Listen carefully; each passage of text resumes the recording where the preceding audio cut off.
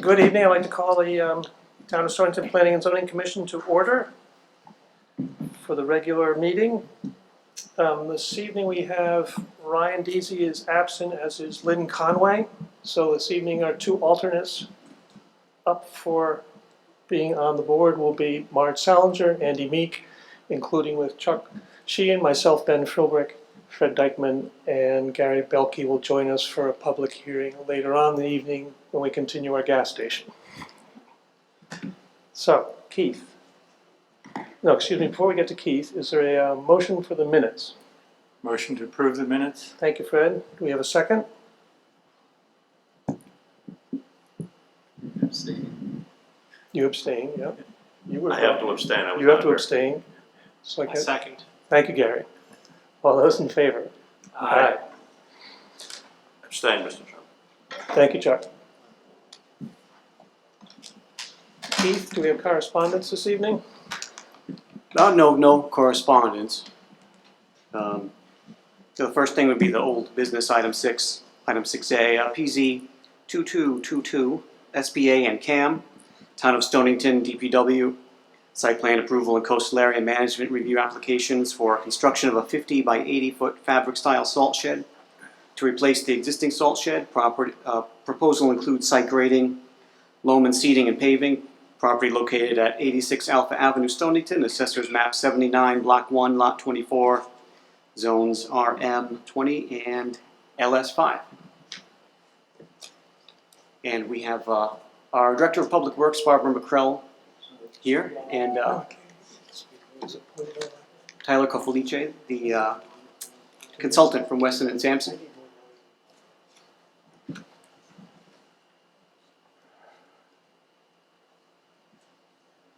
Want me to make a statement at this point?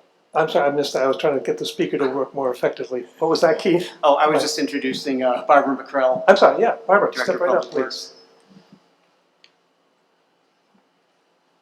I assume you would step up. Hi, good evening. My name is Barbara McCrell. This is the first time I've been to this meeting, but I've been here working with the town for 8 years. Welcome to the club. Excuse me? Welcome to the club. We have a presentation if you'd like to see it. Would that be helpful? Sure. I shouldn't speak. Is that all right with the board? Sure. Fine.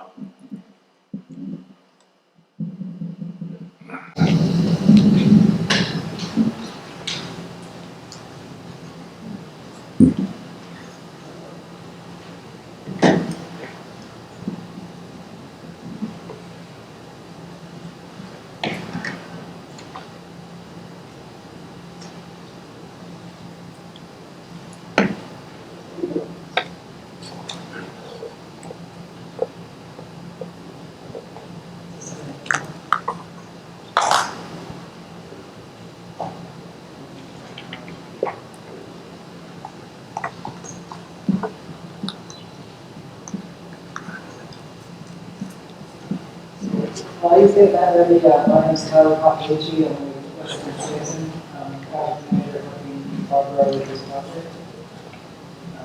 So I'm just going to do a brief presentation overview, just to get everyone on the same page, and then feel free to stop me. I didn't have this should be a conversation that we can have, and this presentation will just help guide the conversation.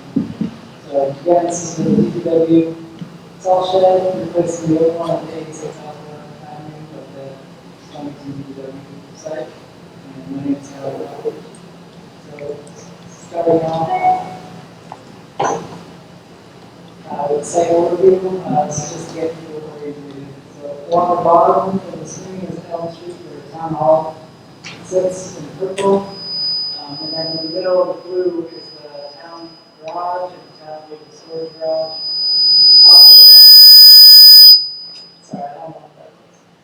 Off to the left is the wetlands, and adjacent to the wetlands is in red is the existing salt shed that's being replaced. The orange in the top left corner is the coastal management region that overlaps the property. Along Alpha Avenue, that red strip is the 30-foot easement for the electrical company. And up in the top right in yellow is where the proposed salt shed is being proposed. So if we zoom in on our plan, you have the salt shed located on pavement in the gray area. Off to the left is proposed bioretention basin to treat stormwater generated from the increased impervious. From an environmental or erosion control standpoint, we're proposing to line the downdraining portion of the site with erosion compost filter tubes, and then all of those catch basins highlighted will have inlet sediment controls and sediment removing site. The basin size for to store 88 meters long and that large storm to sheet flow up the page to that blue highlighted catch basin on top of that. The dimensional requirements from the bylaws are highlighted on top of that. The residential district has a 30-foot yard setback, which we're meeting because we're outside of the 30-foot easement. We also have a 10-yard side yard setback and a 40-yard rear setback. And then on the next page, we'll talk about the delivery rate in that section of the proposed building. So this is the proposed salt shed section. We have galvanized steel framing superstructure sitting on top of a 6-foot tall concrete wall. It's going to be the building height based on the way the zoning regs read is 26.6, which is underneath the 30-foot threshold. And this is the average of the height and the overall height. In the front of the building, there will be a 16 by 26-foot opening. That this is going to be the side of the shed facing away from the road. And this is just a preview or street view rendering of what we are proposing at the site. So currently, if you go there today, you'll see this is driving towards the downtown area, and the site will be on your left. You'll see the DPW crowd and the Blue Island right there. And then this next page is the proposed rendering, showing the vertical wood siding, the fabric roof on top of the concrete block wall. And one thing that this does not show is the proposed landscaping that was recommended by the architectural design review board. So we have updated that plan to show shrubs along that corner to help screen the shed in that direction. And just to give a little more detail, we're proposing azaleas and coastal, don't have tremendous apologies, it's a shrub that looks like this. So on the left is the flowers of the shrub, and the center is what it overall looks like, and the leaves turn in the fall on the right. So this bush will be interweaved with this next photo. The azalea bush, it has pink flowers that'll pretty up the salt shed from the street. So that was a brief overview of the salt shed proposal. Do you guys have any questions or comments? Commissioners, do you have any questions? Fred? Yeah, one question. I wondered when I saw the material you submitted earlier, why the building is out at the front of the property directly across from a residential neighborhood when you've got considerable amount of land there. I wondered why that's the best place for the building. So, for a couple of reasons, if you on the overview on the left-hand side of the photo, there's a wetland. So we're trying to move the salt operations outside of the title zone and the wetland. And we also did a master plan for.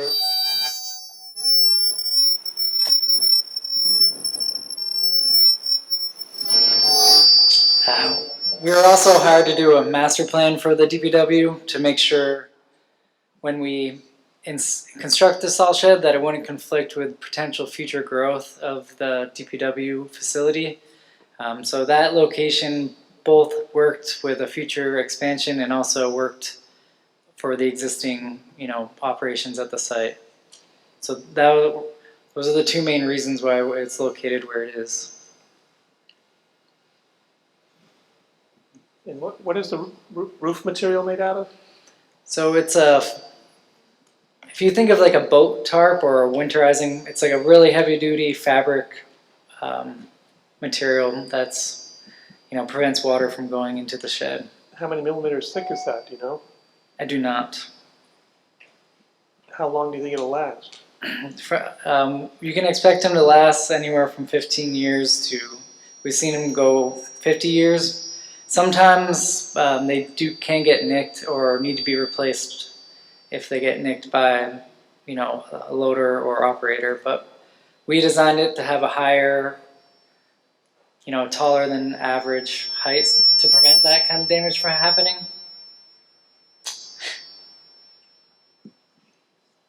Sorry about the speaker. That's not your fault. Any questions, Gary? Are there any lights on it? We're proposing lights on the inside and one above the front entranceway that'll be pointed straight down. To be used when there's a salting operation and otherwise not? Yeah, sometimes they'll be doing the salt operations at night whenever storms come around. They got to get out there before people go to work. Okay. Andy, Marge? No effect on the property line or beyond the property line from those lights? Say that again? No effect beyond the property line? Yeah, I don't see a photometric plan here, maybe there is one, but I don't see it. No, there'll be no, the limit of work will be within the property itself. And the lights are dark sky compliant lights? Yep, we can submit a cut sheet that we show. They point down and won't extend past the property line for sure. Right.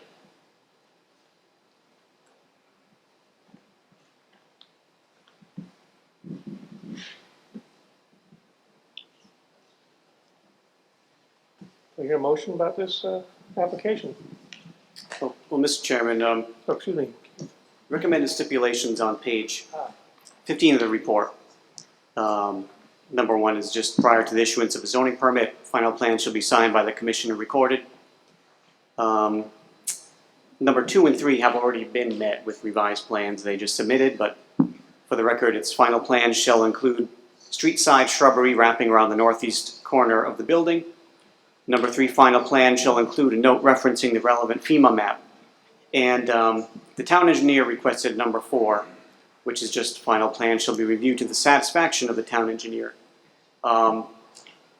His only comment was just to review the fine details of the basin. Otherwise, he had no issues with this and supports it. Thank you, Keith.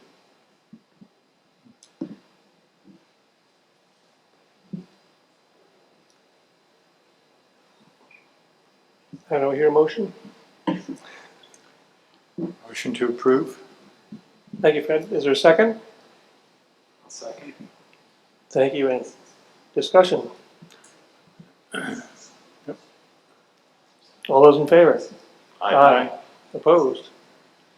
Was that, I'm sorry, was that for all 3, I assume, 4 stipulations? Yes, All 4 with a stipulations. stipulation, yes. I should have clarified that in the beginning. Thank you, Fred. Thank you very much. Thank you.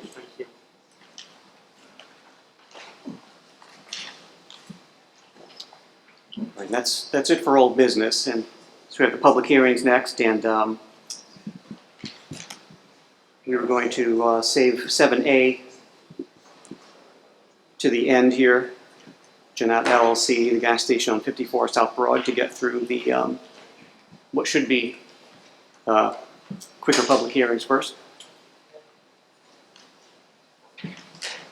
which would take us to 7B for 7B, please, Fred. Stonington Pizza. Okay. Pursuant to the general statutes of the state of Connecticut, revision of 1958, and all amendments thereto, and pursuant to the zoning regulations for the town of Stonington, Connecticut, Planning and Zoning Commission hereby gives notice that it will hold a public hearing at the Stonington Board of Education District Office, 40 Field Street, Pawcatuck, Connecticut, on Tuesday, July 19th, 2022, at 7 p.m. on the following applications. P 22211 SUP, Janet LLC, Z No. Cole, No, we're skipping that one. I'm jumping sorry. right to B, I'm sorry. please. Okay, so we'll move right on here. Okay, P 2221 SUP. I'm gonna torture this. Forgive me. Evangelos Koukalaris, Atlantic Associates of Stonington LLC. Special use permit application for reduction of an indoor restaurant seating from 54 to 42, an addition of 33 seasonal outdoor seats. Property located at 530 Stonington Road, Stonington. Assessors map 99, block 4, lot 23C, zones GC 60. Thank you, Fred. Okay, seated this evening will be Chuck Sheehan, myself, Ben Philbrick, Fred Dykman, and Andy Meek and Marge Salinger. The process, we will have a sign-up sheet by the door. If anybody wants to have input, pro, con, or general comments, and we'll first hear from the applicant. Then we will put it out to the floor for the public's input, rebuttal by the applicant if necessary. We'll have staff input, board questions, and we'll close the hearing at that point, and hopefully get to a vote this evening. So the applicant, please submit their ideas. Good evening, Mr. Chairman, Commission members. For the record, I'm Theodore Ladwig. I'm representing the applicant, Angelo Koukalaris. I don't have any visuals tonight. I think it's going to be short and sweet. I dare to say everybody on the commission, almost everybody in this room, probably is aware of the Stonington Pizza. Angelo and Aggie Koukalaris have been operating a restaurant in this plaza since 1986. They've been in this current location, which was a former bank, since 2015, which was a special use permit that this commission granted in 2014.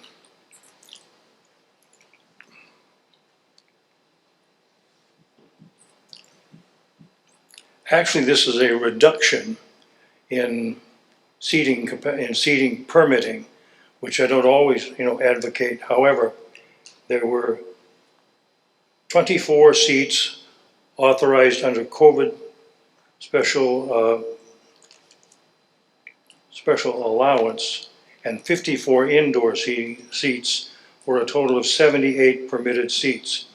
We're requesting 75 seats, 42 in the interior of the restaurant and 33 outside. 29 parking spaces are required for the entire building and 63 spaces are available, leaving 34 spaces available for the restaurant. 25 parking spaces for the seating and 4 to 6 employees per shift. In addition, I would add, as you saw in your staff report, most other building tenants do not have evening hours, therefore limiting parking demands during the restaurant's dinner hours.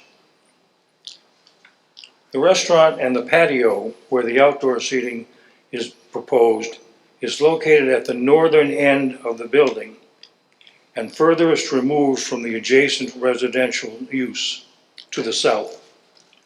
The commercial activity is further screened by 20 to 22 mature arborvitae type plants, 10 to 12 feet high. It's bounded by Route 1 on the north, the Shell gas station to the west, and the parking lot to the east.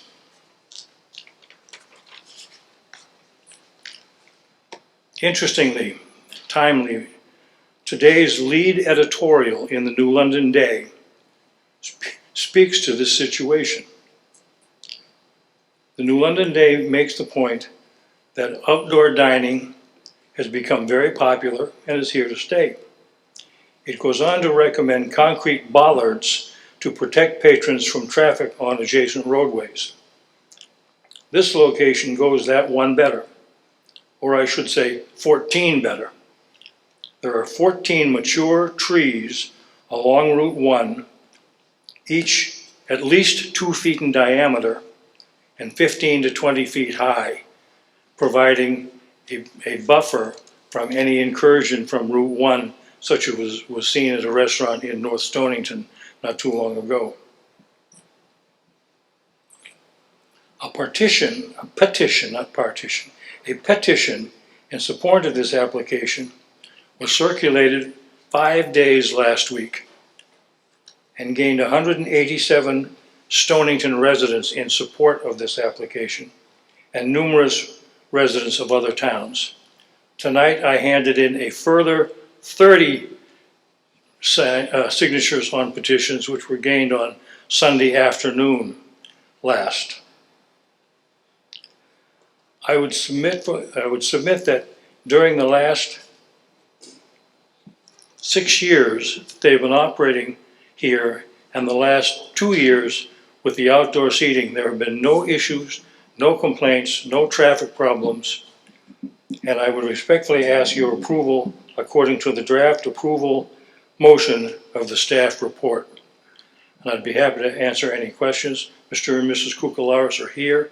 If you have any questions that you'd like to direct to them, they're here as well. Any questions?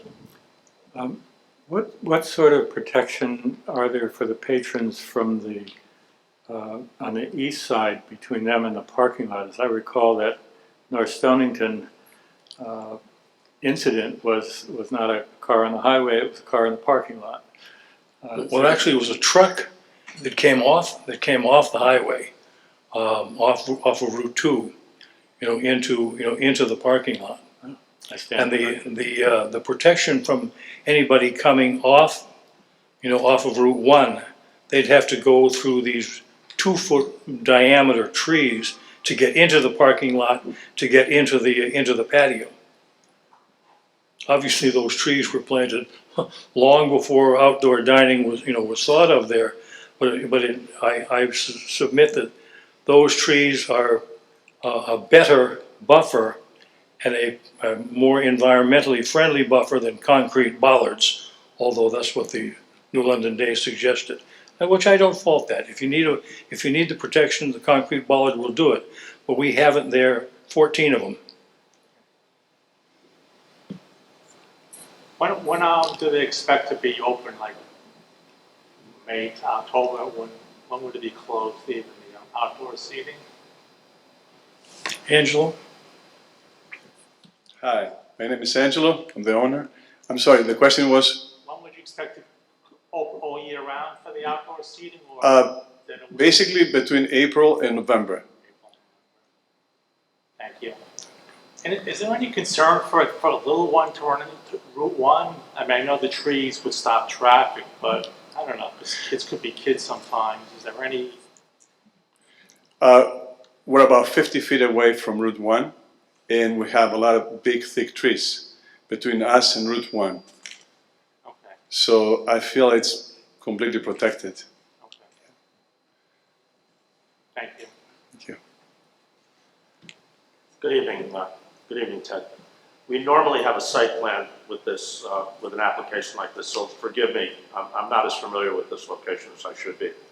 How much of the area inside of the 3 to 4 foot tall evergreen hedge that's shown is actually existing pavement now? Or is that a new patio to be built? The evergreen hedge? The dining area that's proposed for outdoor seating is shown to be bounded by a 3 to 4 foot tall evergreen hedge. So the question is, how much of the patio inside, which is the seating area for the new 33 outdoor seats, how much of that is existing patio? How much has to be poured? How much has to be built? I don't think anything has to be built. What is being built on is the old drive-through for the bank drive-up window. I see that, but does it have to be recontoured or normally we have a site plan that answers these questions. In this case, I don't know if it's in the middle of a parking lot or because there's a drive-through there. There is an existing patio though, already, is that what you're asking? There's a partial existing patio. Is the patio protected somehow from vehicular traffic once they get on site? Once they get onto the patio, No, once vehicles get on site and they have the ability to, let's say, drive into this. They have the ability to go through the drive-through. There's a berm there. The old Nope. drive-through entrance is blocked off now. You can no longer Thank you. take a car into there. I'm sorry, I'm looking at this now.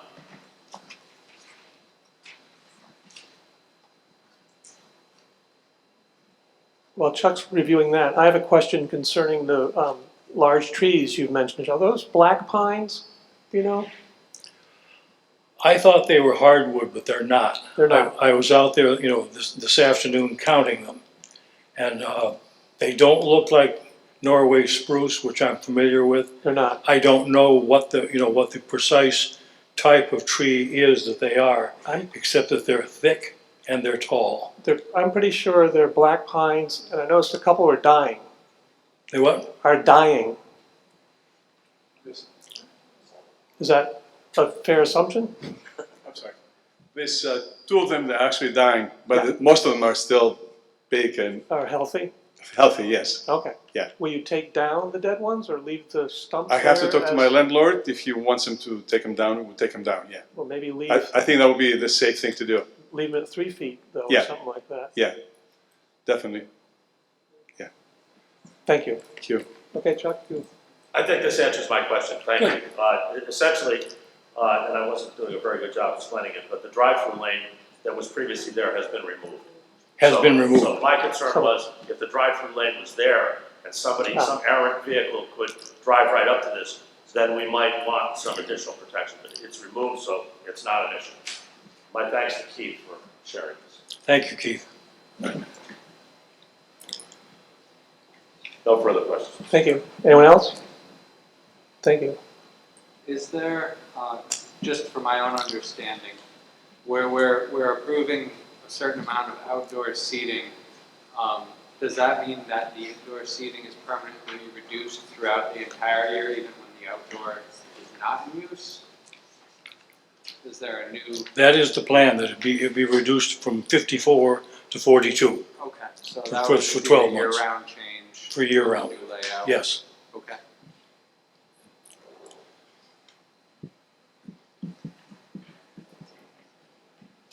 Is there any public comment on the sign-up sheet?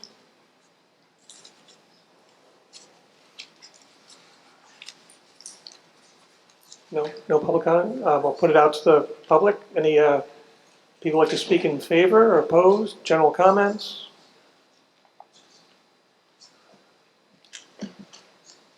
Okay, hearing none. Keith, do you have some input?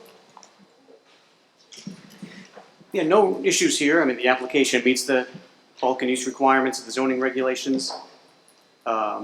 Police Commission reviewed this and didn't see any public safety or traffic issues.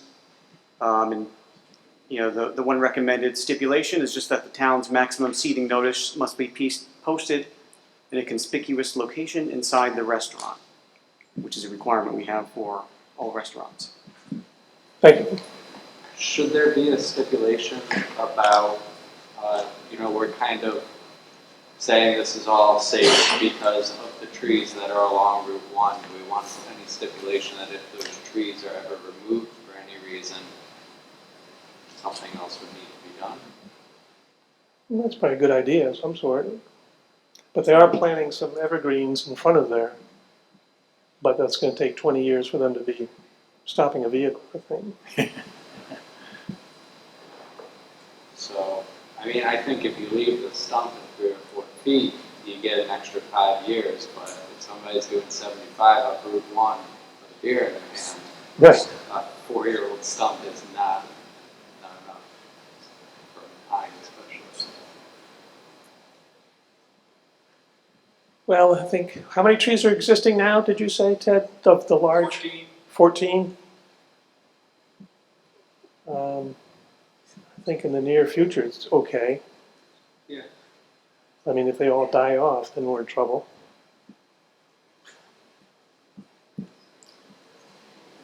If the landlord changes his mind about I'm Or sorry. if the landlord would change his mind about his landscaping choices. Any other input from the board? Do I make that a stipulation?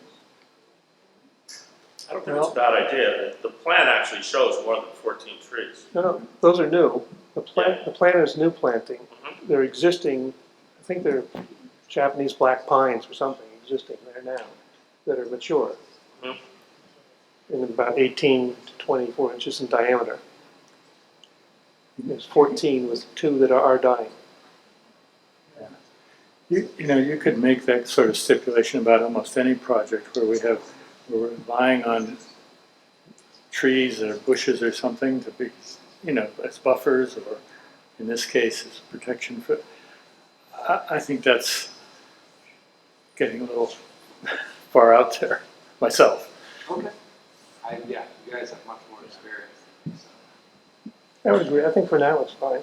Hmm? I think for now it's protected. Yeah. Okay.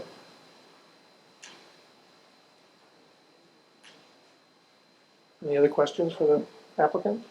Do I hear a motion to close the hearing? Motion to close the hearing? Thank you, Fred. Thank you, Chuck. Any discussion on for closing the Closing hearing? the hearing? No. All those in favor? Aye. All righty. What's the commission's flavor of the night here? Mr. Chairman, I move we approve application PZ 221-5 SUP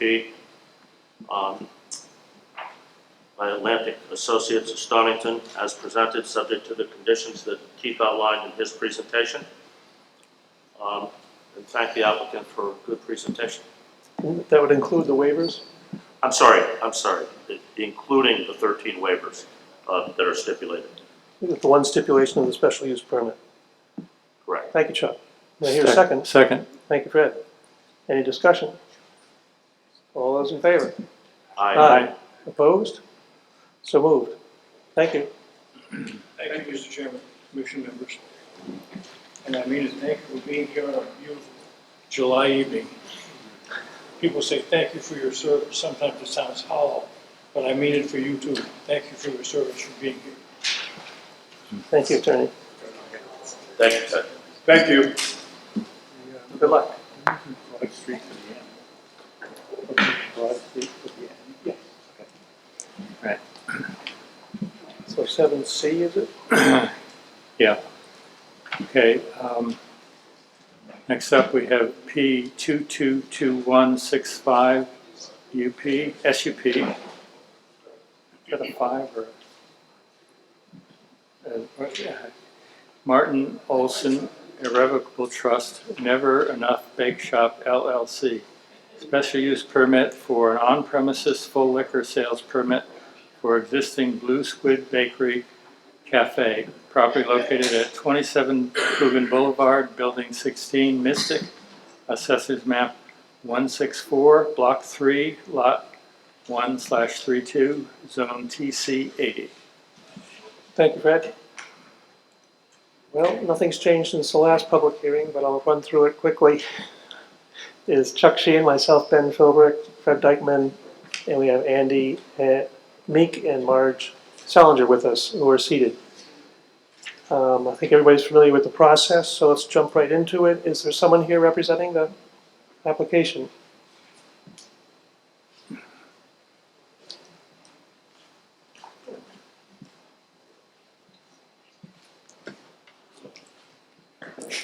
Good evening. My name is Amy Filippetti. I am one of the owners of Blue Squid and Never Enough Bake Shop. Excuse me, would you mind speaking right into the microphone? Yeah. Thank you. My name is Amy Filippetti. I'm one of the owners of Never Enough Bake Shop, doing business as Blue Squid. I'm Gail Filippetti, co-partner. I see. We're looking to get a full use liquor permit for our restaurant. We're open 7:30, latest 4 o'clock on the weekends, essentially just to complement the food of our menu and just include a little bit more and invite some more people in. Potentially doing a few special events, but we don't have any look to opening late every day for dinner. Just more if we want to host like bridal showers, baby showers, engagement parties, and stuff of that sort.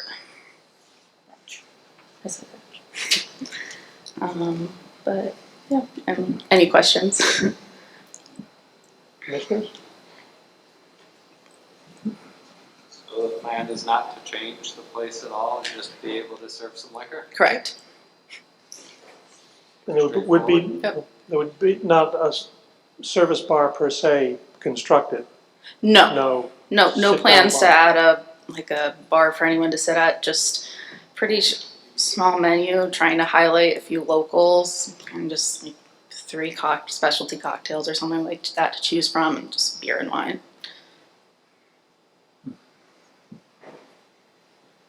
Chuck? No questions, Mr. Chairman. Good. Okay, thank you. Is there any public input? In favor, opposed, general comments? Nothing? Staff? No issues really, they're not really changing anything. It's any sort of liquor sales needs a special permit before the commission, even if they're not really changing anything with the business. Police commission reviewed this the other night and didn't have any concerns with it also. No recommended stipulations or anything like that. They also would need a state permit, correct? It would, you're right. Yeah. So is that a stipulation, the state permit? We usually don't include it just because they really can't Right. do it without it. Any other questions? Do we hear a motion to close the hearing? Motion to close the hearing. Do I hear a second? Thank you, gentlemen. All those in favor? Aye. Aye.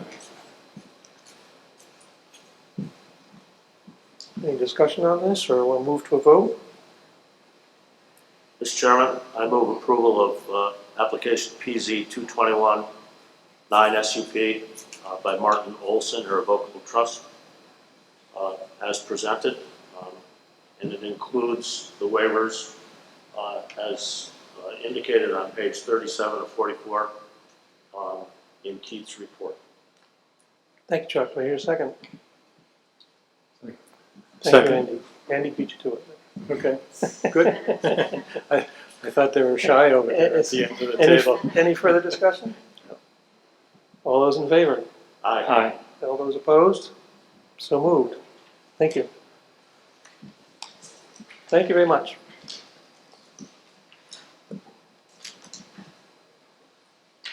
Moving right along.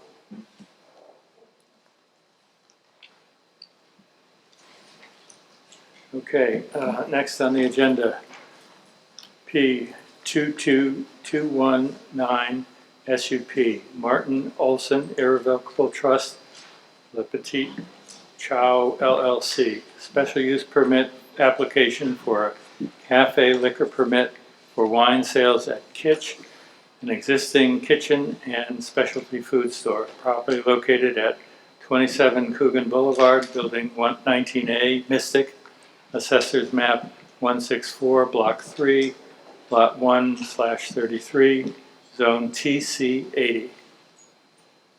Thank you, Fred.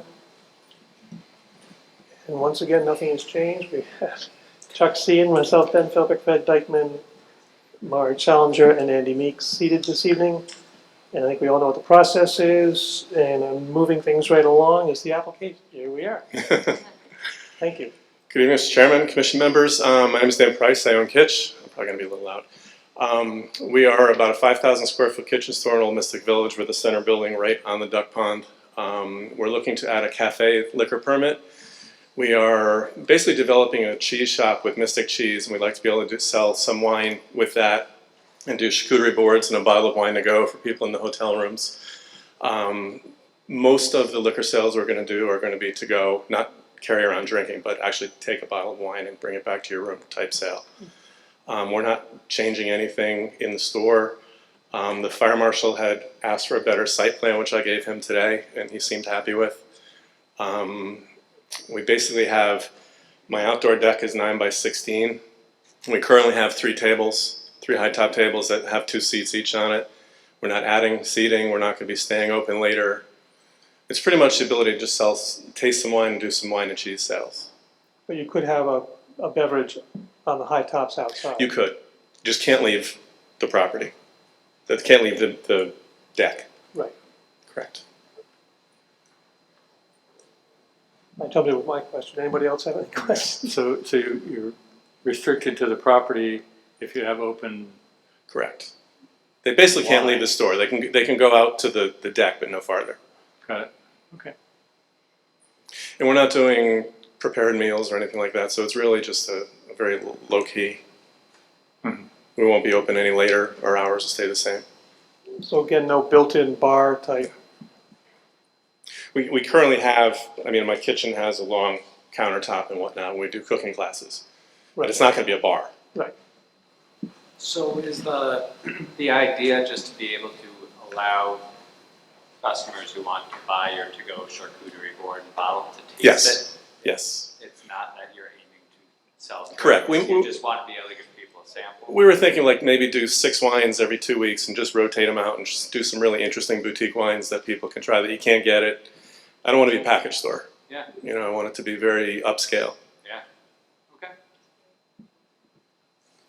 So the people, they'll get the wine themselves at that counter there and then go out to the. One of my people will get it for them.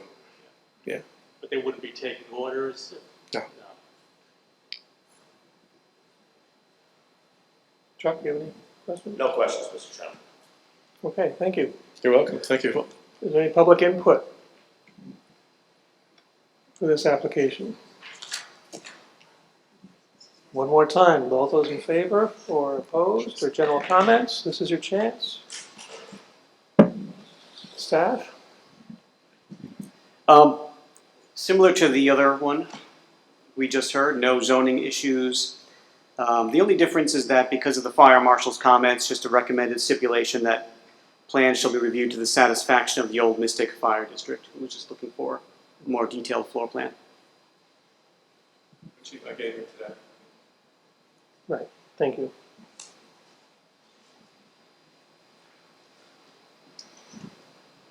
Other questions?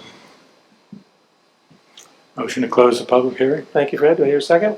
Second. Thank you, Chuck. All those in favor? Aye. Aye. Mr. Chairman, just a point of order. I may have cited the wrong application number when we approved the last application. So to the extent that I may have said PZ 2219 SUP, it was a syntax mistake from looking at these 2 applications together. That should have been PZ 2216 SUP. Yeah. Easy to do with the same request on the same property Yeah. for 2 things. By the same app. So, Mr. Chairman, I move approval of PZ 2219 SUP, Martin Olson Irrevocable Trust, Le Petit Chow, LLC, I'm sorry if I murdered that, subject to the fire marshal's condition and also to include the 14 waivers requested by the applicant, which are listed on page 42 of 44 on Keith's report. Second? Thank you, gentlemen. Discussion? All those in favor? Aye. Aye. Opposed? So carried. Thank you very much, ladies and Good gentlemen. luck. It's Le Petit Chou. That's my daughter's nickname. It's Little Cabbage in French. Ah, Just but everybody calls it Le Petit Chow. all right. Thank you. Thank you very much. Now we're moving back. Okay, and moving back to where I started originally. Yes. P 22211 SUP, Jeanette LLC, Z Cole, special use permit application to permit construction of a 1-story, 3,500 square foot convenience store with gasoline filling pumps and canopy. Proposal includes repaving, stormwater drainage, and associated site work. Property located at 54 South Broad Street, Pawcatuck. Assessors map 14, block 2, lot 6, zone LS-5. This is continued from June 21st. Thank you, Fred. Seated this evening for this is Chuck Sheehan, has reviewed all the records, correct, Chuck? Correct, Mr. Chairman. For the record, I was present when this application was initially presented, and it was immediately closed. Correct. I was not present due to illness at the last meeting. I watched the video that was made available through the planner's office that covered the meeting from the introduction of the applicant all the way through the motion to table the application to this meeting. I had the benefit of that you didn't have, hearing things twice that I wanted to make notes on. So I feel fully prepared, having reviewed all of the other materials from the last meeting, all of the revised materials from this meeting, to act on this application this evening. Thank you, Chuck. So it's Chuck Sheehan, myself, Ben Philbrick, Fred Dykman, Gary Belkey will be on as seated member because you were here for that first meeting, correct, Gary? Yep. And then the two alternates will be alternates. 4, sorry. Okay. It's okay with the applicants. Okay, where were we? Good evening. Mr. Chairman and Commissioners, my name again is Attorney Zachary Cole, and my firm represents Janet LLC and its redevelopment of 54 South Broad Street, Pawcatuck. With me tonight is the licensed land surveyor on the project, Peter Gardner of Dieter & Gardner, the engineer, John Martucci of LBM Engineering, and Martin McKinney from Service Station Equipment, Inc. Tonight we're going to address some of the modifications that have been made to the site plan and additional submissions since the last meeting. I want to pause before we start to address an elephant in the room at the last meeting. Attorney Chase and Mr. Temple appeared before the commission on behalf of Alden Associates, who owns a competing gas station a couple doors down, doing business as Chucky's. The commission is aware, I think, that Mr. Chase and his client are challenging the unanimous approval, and again I'll say unanimous approval, of the Inland Wetlands Commission on this project. What the commission may not know is that Mr. Chase and a related entity, Savin Gasoline Properties 2, LLC, doing business as or leasing as a Chucky's gas station, has filed multiple actions to block a separate project by my client in North Stonington for a project under construction miles away from Chucky's. I'm sure the commission doesn't want to hear or be a part of the squabbles between these businesses, but I tell you this so that you're aware of where Attorney Chase and Mr. Temple and their client are coming from. This is a competitor that's trying to squash competition through local land use authorities. We've reviewed our project proposal and the regulations, and we're going to address changes that we've made to improve the project since the last meeting. Everything that Mr. Chase and Mr. Temple raised, though, what was said at the last meeting and tonight, should be viewed through the lens of a business competitor seeking to block a smaller operator that may hurt its market share. Now, that being said, our surveyor here tonight is Mr. Gardner. He'll walk you through some of the technical changes that we've made. I'll return to walk you through some of the items under the regulations and legal arguments. And Mr. McKinney will provide you with some perspective that he has as one who operates a fuel delivery and tank installation removal business. And Mr. Martucci will speak to the one outstanding comment from the town engineer. Keith may clarify this later, but the report for tonight indicated that there were a bunch of outstanding comments. We addressed the comments from the town engineer in our June submissions before the meeting resumed in substance. And we got one comment back that was about the turning radius going the entire way through the site. So we'll address that with testimony tonight. But first, Mr. Gardner.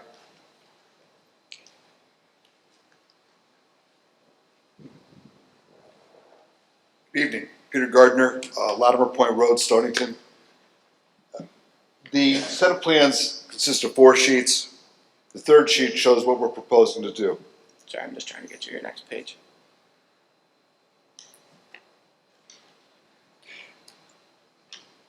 What we've done since the last meeting is reduced the number of pumps. We had 4 pumps, we've reduced it to 3.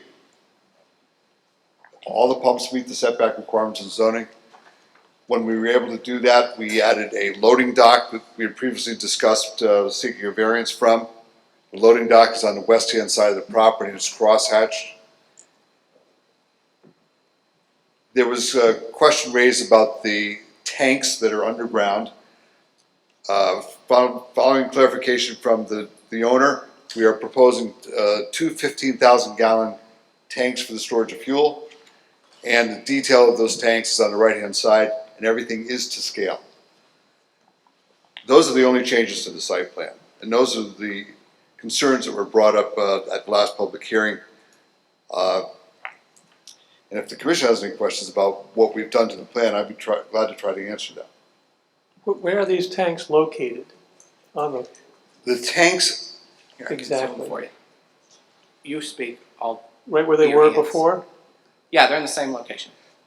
tanks are in the same location. You see the shaded area right in the middle of the entire plan? Yes.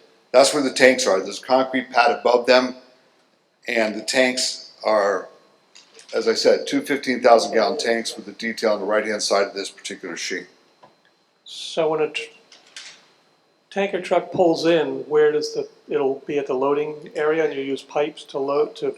There's Drain people the more fuel. qualified to answer that than me tonight, and they'll be speaking later. I can't answer that question. You can't answer it. Okay, thank you. Any other questions for the engineer? Thanks. Thank you. Mr. Chairman, I'm sorry, if I could, Mr. Gardner, because it may be more appropriate for the surveyor, not the engineer. We're proposing or you're proposing a sidewalk easement, which is crosshatched on a portion of the plan. Is that sidewalk easement intended to go across the entire frontage of the piece? What staff has asked us to do is honor the preliminary designs that the town has for sidewalks, and to set aside land for that. So I'm just going to look at this plan, I can see that.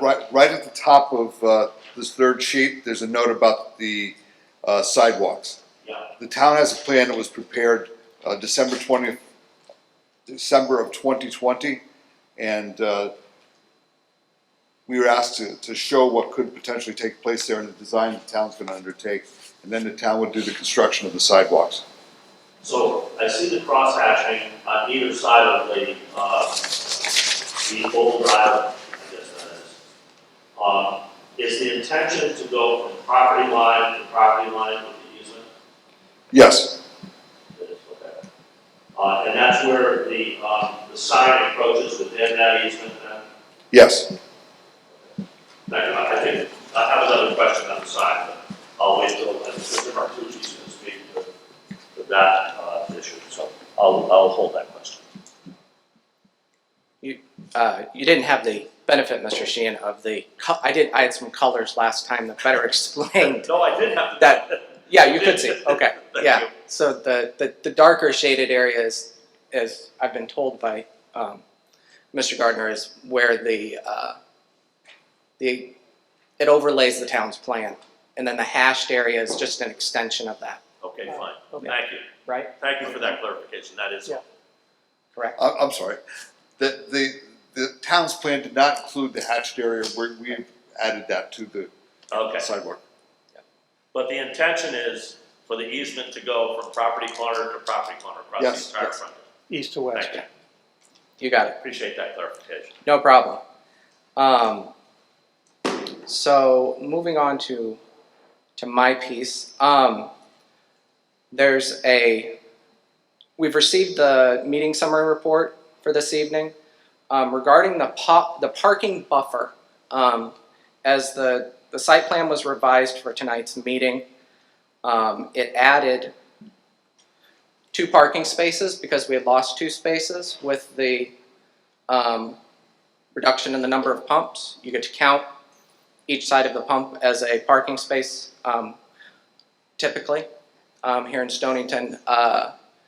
We have, the applicant has decided, so what we were seeking then was a parking buffer reduction under the regulations. You have the comment from town staff about that.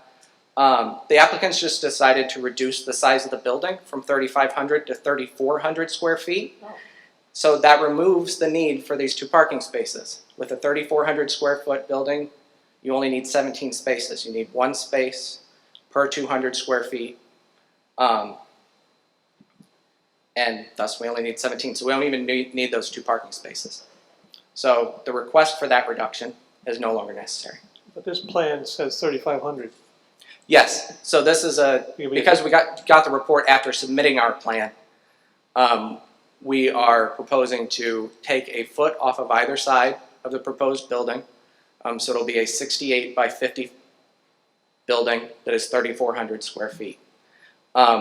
Related to that 3,400 square foot change to the building is the signage allowed, which we've addressed at multiple points. Your regulations allow a 1/2 square foot per linear foot of facade for the building, front facade of the building, with the front now being 68 linear feet. The applicant's entitled to 34 square feet of wall signage, which is what is already depicted on the plans. We were a foot under what we were allotted. The applicant would be willing to, if the commission deems it necessary, since we're looking at a 3,500 square foot plan, a stipulation stating that the reduced size of the building in the final plans will be 3,400 square feet, 68 by 50, and reflected on the final site plan. Questions on that point? Because I know it was... So that'll be stipulation number 8, 68 by 50 Yep. building. Thank you. Moving on to the canopy,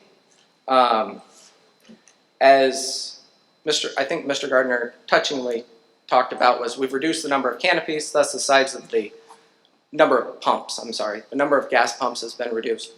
Thus the size of the canopy has been reduced as well. It is 60 by 24.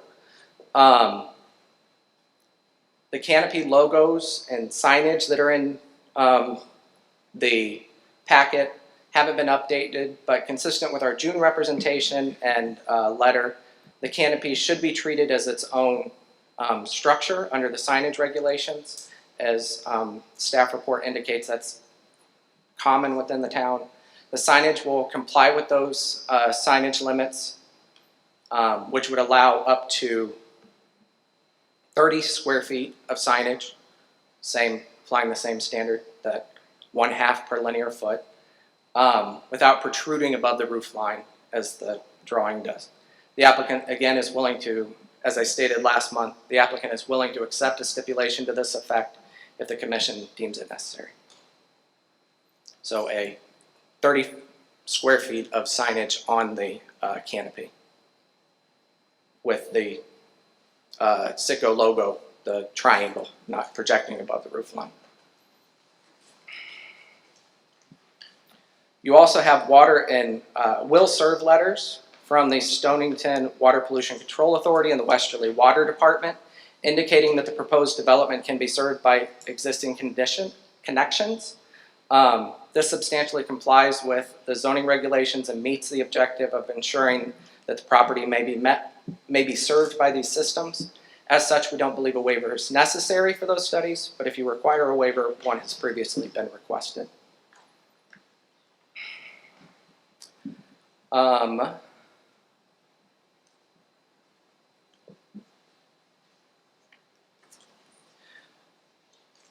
So the loading berth that we've added due to the reduction in the number of pumps, we've provided space for the convenience store deliveries. The fuel deliveries, as will be testified to here shortly, must be made by parking on top of the tank pad.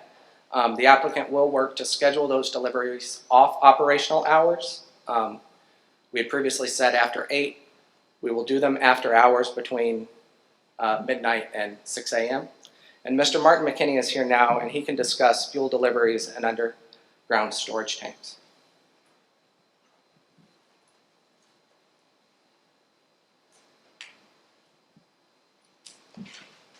Just started with these glasses, guys.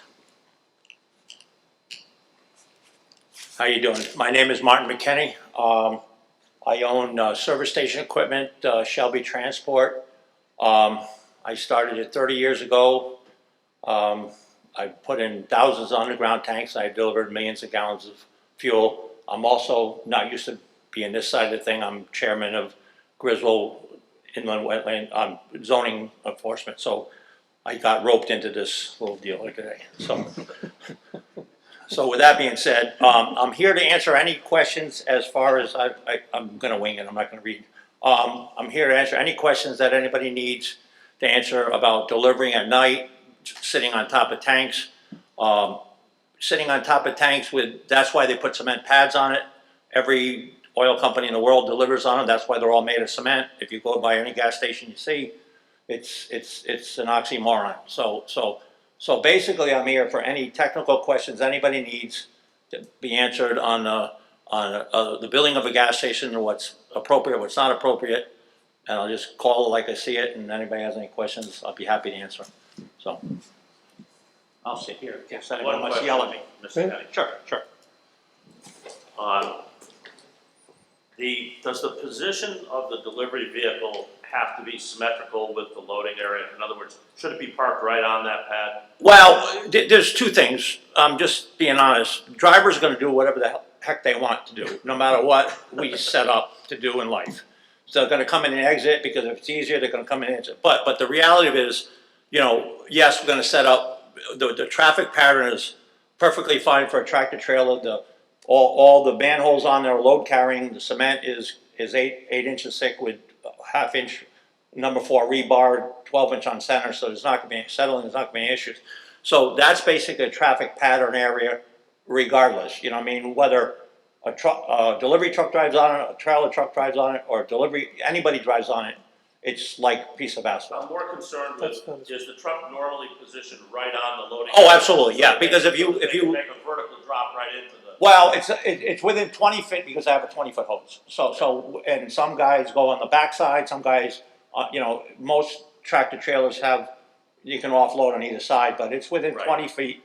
It could be on top. It could be 20 feet out. Like I said earlier, all these great plans that we're proposing. Everybody's going to deliver. I'm just being straight up with you. They're going to deliver wherever they see fit and whatever they're going to do. So. But they will try to follow the rules as best they can. Are you familiar with ASHO designation of trucks, WB50s, WB62s? Is that a DOT regulation or which? It's a federal highway regulation. I should be because I own 25 of This them. may be more appropriate for Mr. Martucci, so I'll reserve the question until. Okay. Can I wing it? What's the question so he can prepare himself? What is the length? Give him a heads up. Give him a heads up. That's what I'm trying to do. And that's fair.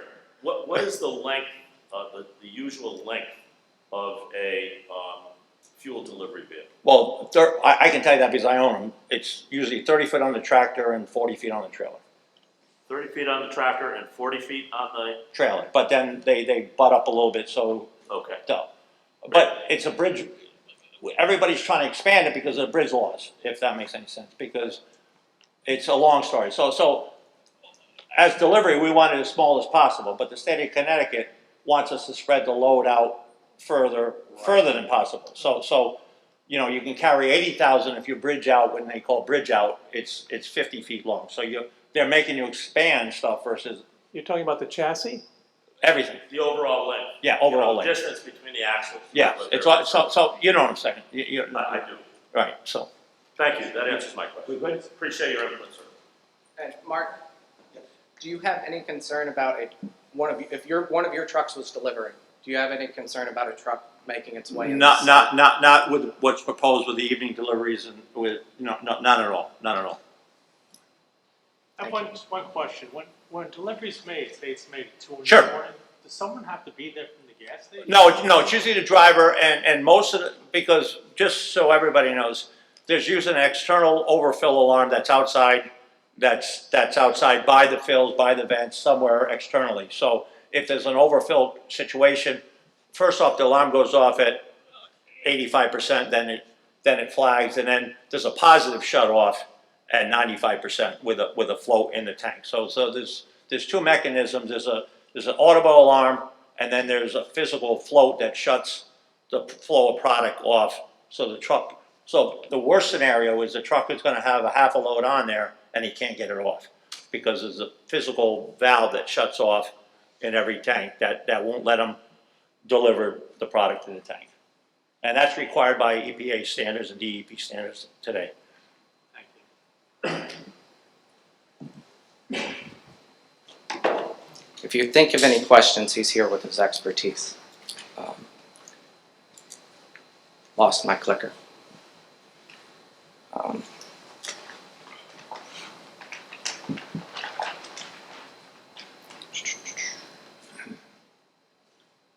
There we go.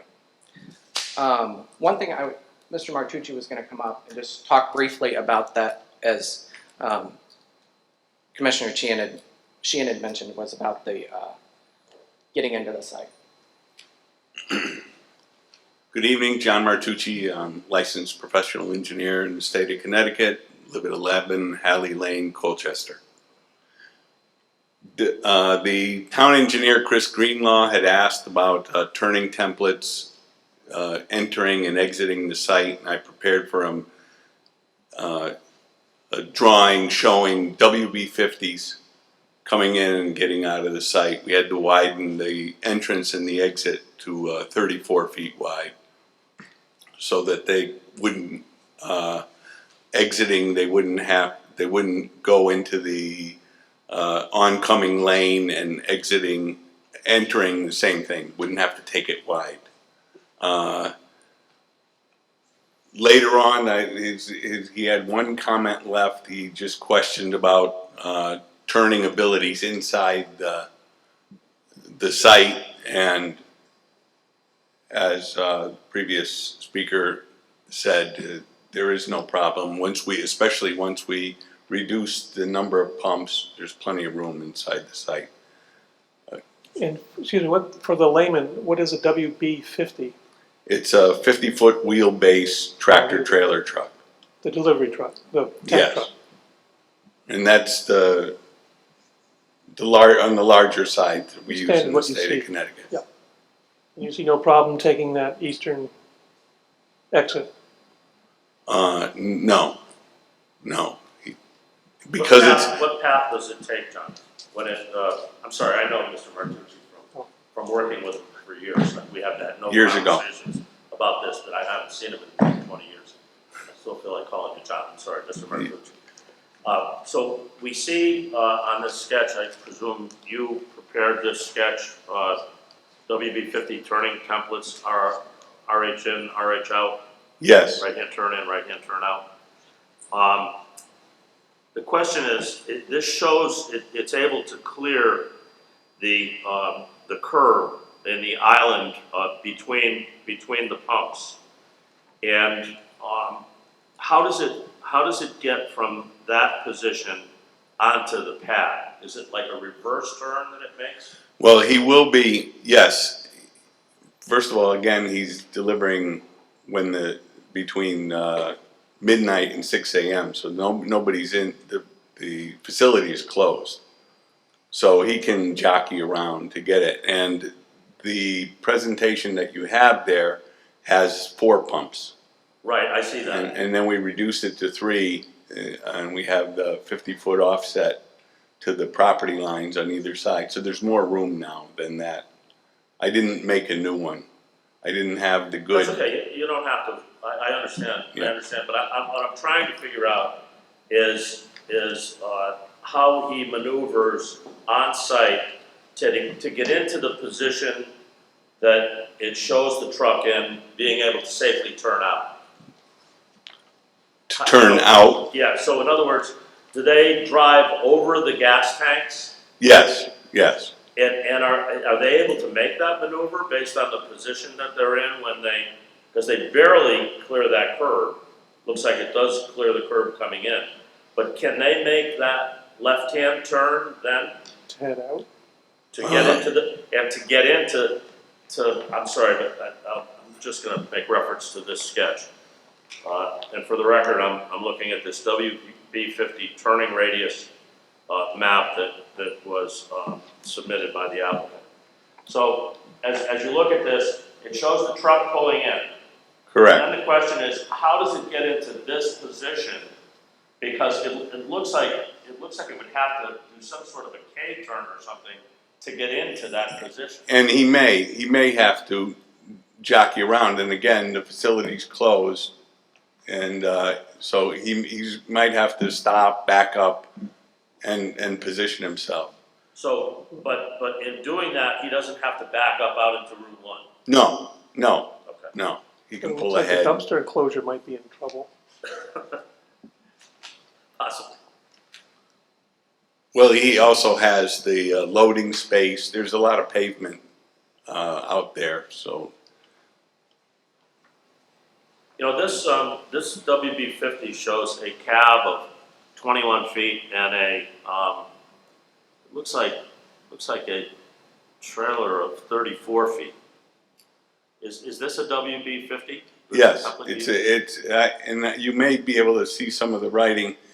I don't have. I can see the labeling. You know, the distance from the front axle to the front of the vehicle. Right. It's an AASHTO WB50 template. Is it in fact a WB50 that we should be using here, though, or should it be a WB62?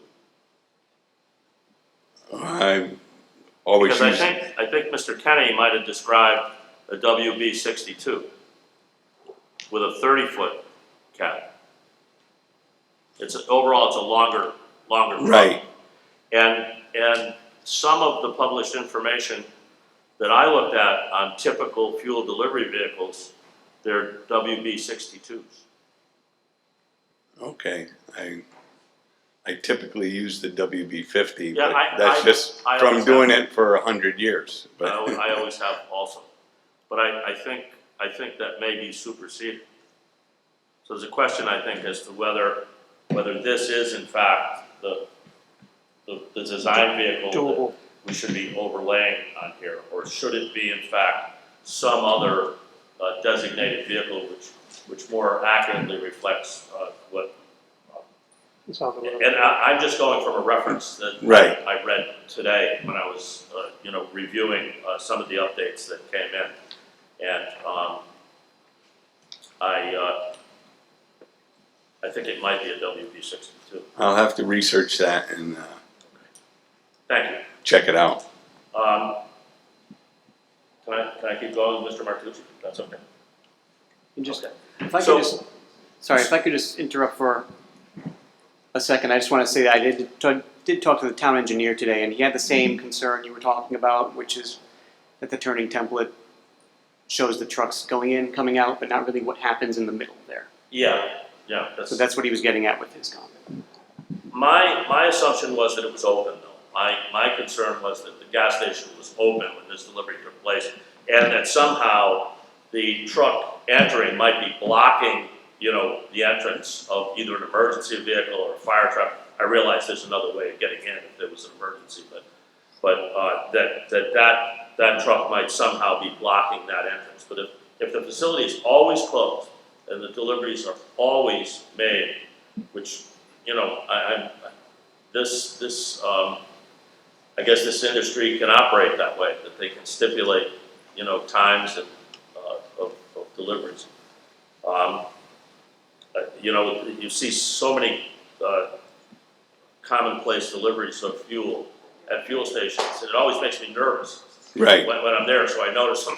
Right. Usually. Where they're dropping fuel, at another time of day. But I guess if you schedule it, then maybe that's not so unreasonable. But again, I question whether we're looking at the right vehicle based on the dimensions that Mr. Kenny gave us. And if the vehicle on this turning path can reasonably make that U-turn to get into the position shown to make a safe egress out onto the road. It looks like it ends up on the other side of the street, making that turn, but,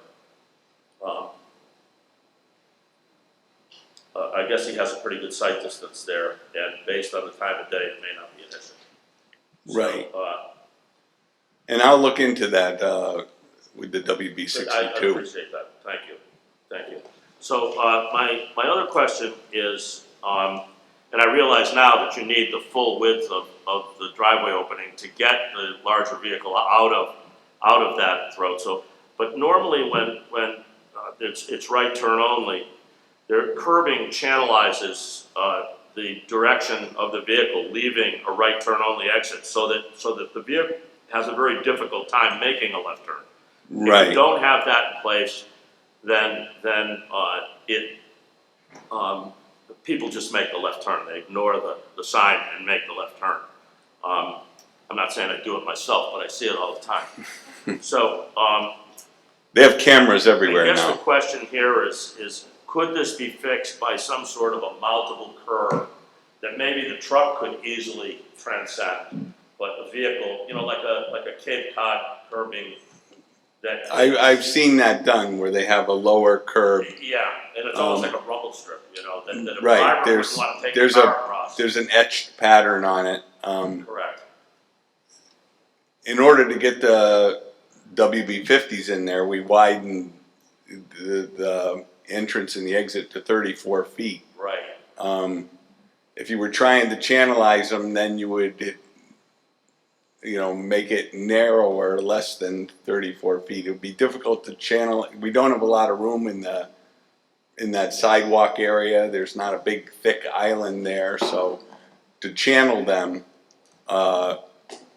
you would almost need to make it narrower again. Let the trucks. What I'm saying is do it in such a way that it is mountable by a larger truck, but that Right. it wouldn't invite a passenger vehicle or an SUV to routinely drive over it. And then you're gonna be able to, basically by layout, enforce the right turn only. Right. We could look at that. I've seen it done in many. I think it's doable. So you would know better, and you can take a look at that.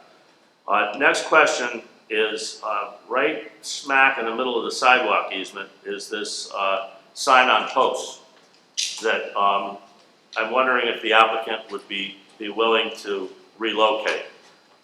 It would be a tremendous disruption to his business if his sign had to be relocated as a result of sidewalk construction. So the request is, will the applicant, slide the sign about 5 foot to the south to get it out of the designated sidewalk easement, because that's a serious impediment. That column is a serious impediment to a future sidewalk. That's something for you to think about. Yeah. So as the sidewalk plan is already designed by the town, it goes around. To some degree, they've planned to go around that sign. That's a prior non-conforming sign based on your report for the evening that allows internal illumination that we would also lose. So we're planning to reuse that sign, and the sidewalk plan that the town has bid out for accounts for that sign. I'm sure you can understand my concern with narrowing the sidewalk to 3 feet when someone's coming down there, on a like a 5 foot sidewalk. So the preference I think would be to relocate the sign. So we're asking if the applicant would consider that. The rest of the commissioners have to think about this as well. But that was my thought. If the commission is going to require it, the applicant would be willing to switch out the sign. Thank you. Last question that I have, and I'm not sure if this is Mr. Martucci or who did the plantings in the, I'm not sure if it's a bioremediation basin, a detention basin, or what, but I'm going to call it a bioremediation basin. Yeah, the rain garden, yep. The rain garden, right. And the issue is, what is the resistance? I realize that the water is being discharged through a storm scepter, which appears to be a hydrodynamic separator, not an oil water separator, a hydrodynamic separator. And the primary function of a hydrodynamic separator is particulate. It will also separate oils and greasy fats and whatnot, but its primary function is particulate. I don't think anybody's naive enough to think that some oil is not going to get through in a storm when this thing is surging. So the question is, what is the resistance or tolerance of the plantings to hydrocarbons, and were they selected for their tolerance? I didn't put together the plant list. I believe that was Ian Cole, our wetlands biologist. Okay. So it was actually, they were Yes. actually selected by the environmental staff? correct. It wasn't me. I would just want to make sure that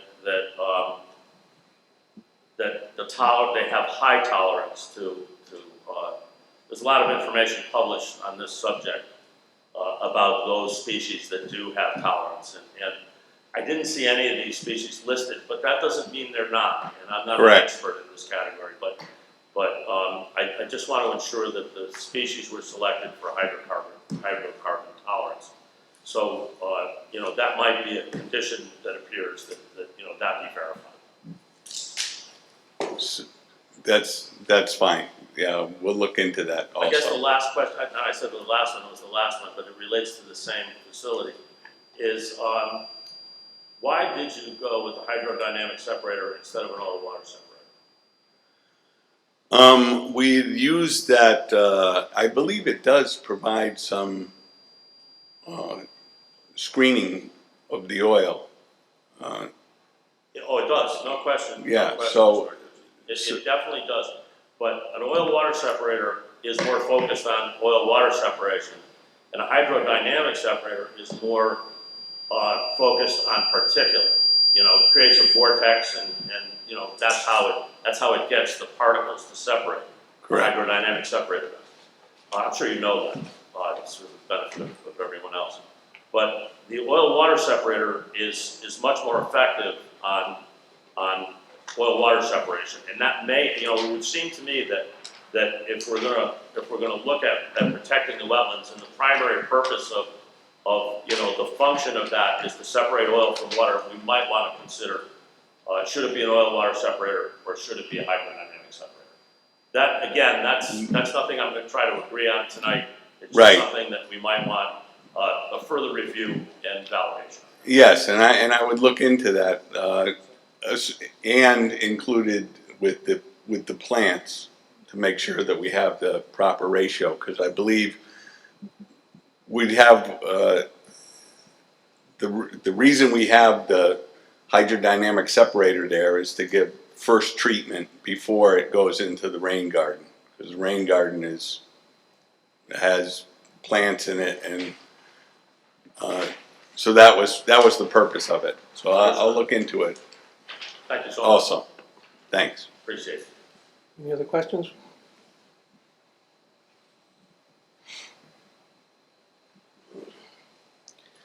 All right. So, moving on. The waivers requested in the file are permitted by the regulations. The applicant requests waivers of the archaeological study, scaled 3D rendering, and if the commission sees it necessary, the water and sewer studies. The school impact evaluation, flood hazard report, and phasing requirements are, in our opinion, inapplicable to this project. But if the commission wants a waiver request to address those, waivers of those reports/requirements have also been requested. Moving on. It was raised at the last meeting that a certificate of location approval is needed for before this commission can issue a special permit, and that a recent appellate court case had some relevance to this. That's not true. A certificate of location approval is required from the Zoning Board of Appeals under the motor vehicle statutes, not the zoning statutes. Our courts have made clear that a ZBA is acting as a special agent of the state in granting these approvals, and that they're not zoning matters. Nothing in the statutes or your zoning regulations require such certificates be obtained prior to the approval of this special use permit application. Nor would they because they aren't zoning matters. The applicant will have to seek such approval from the ZBA after its special use permit application is granted.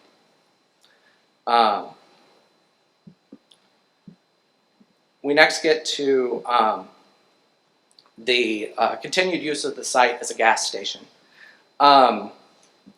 The applicant has a vested right afforded by constitutional protection to operate its filling station as a legal pre-existing nonconformity with regard to the distance between filling or service stations.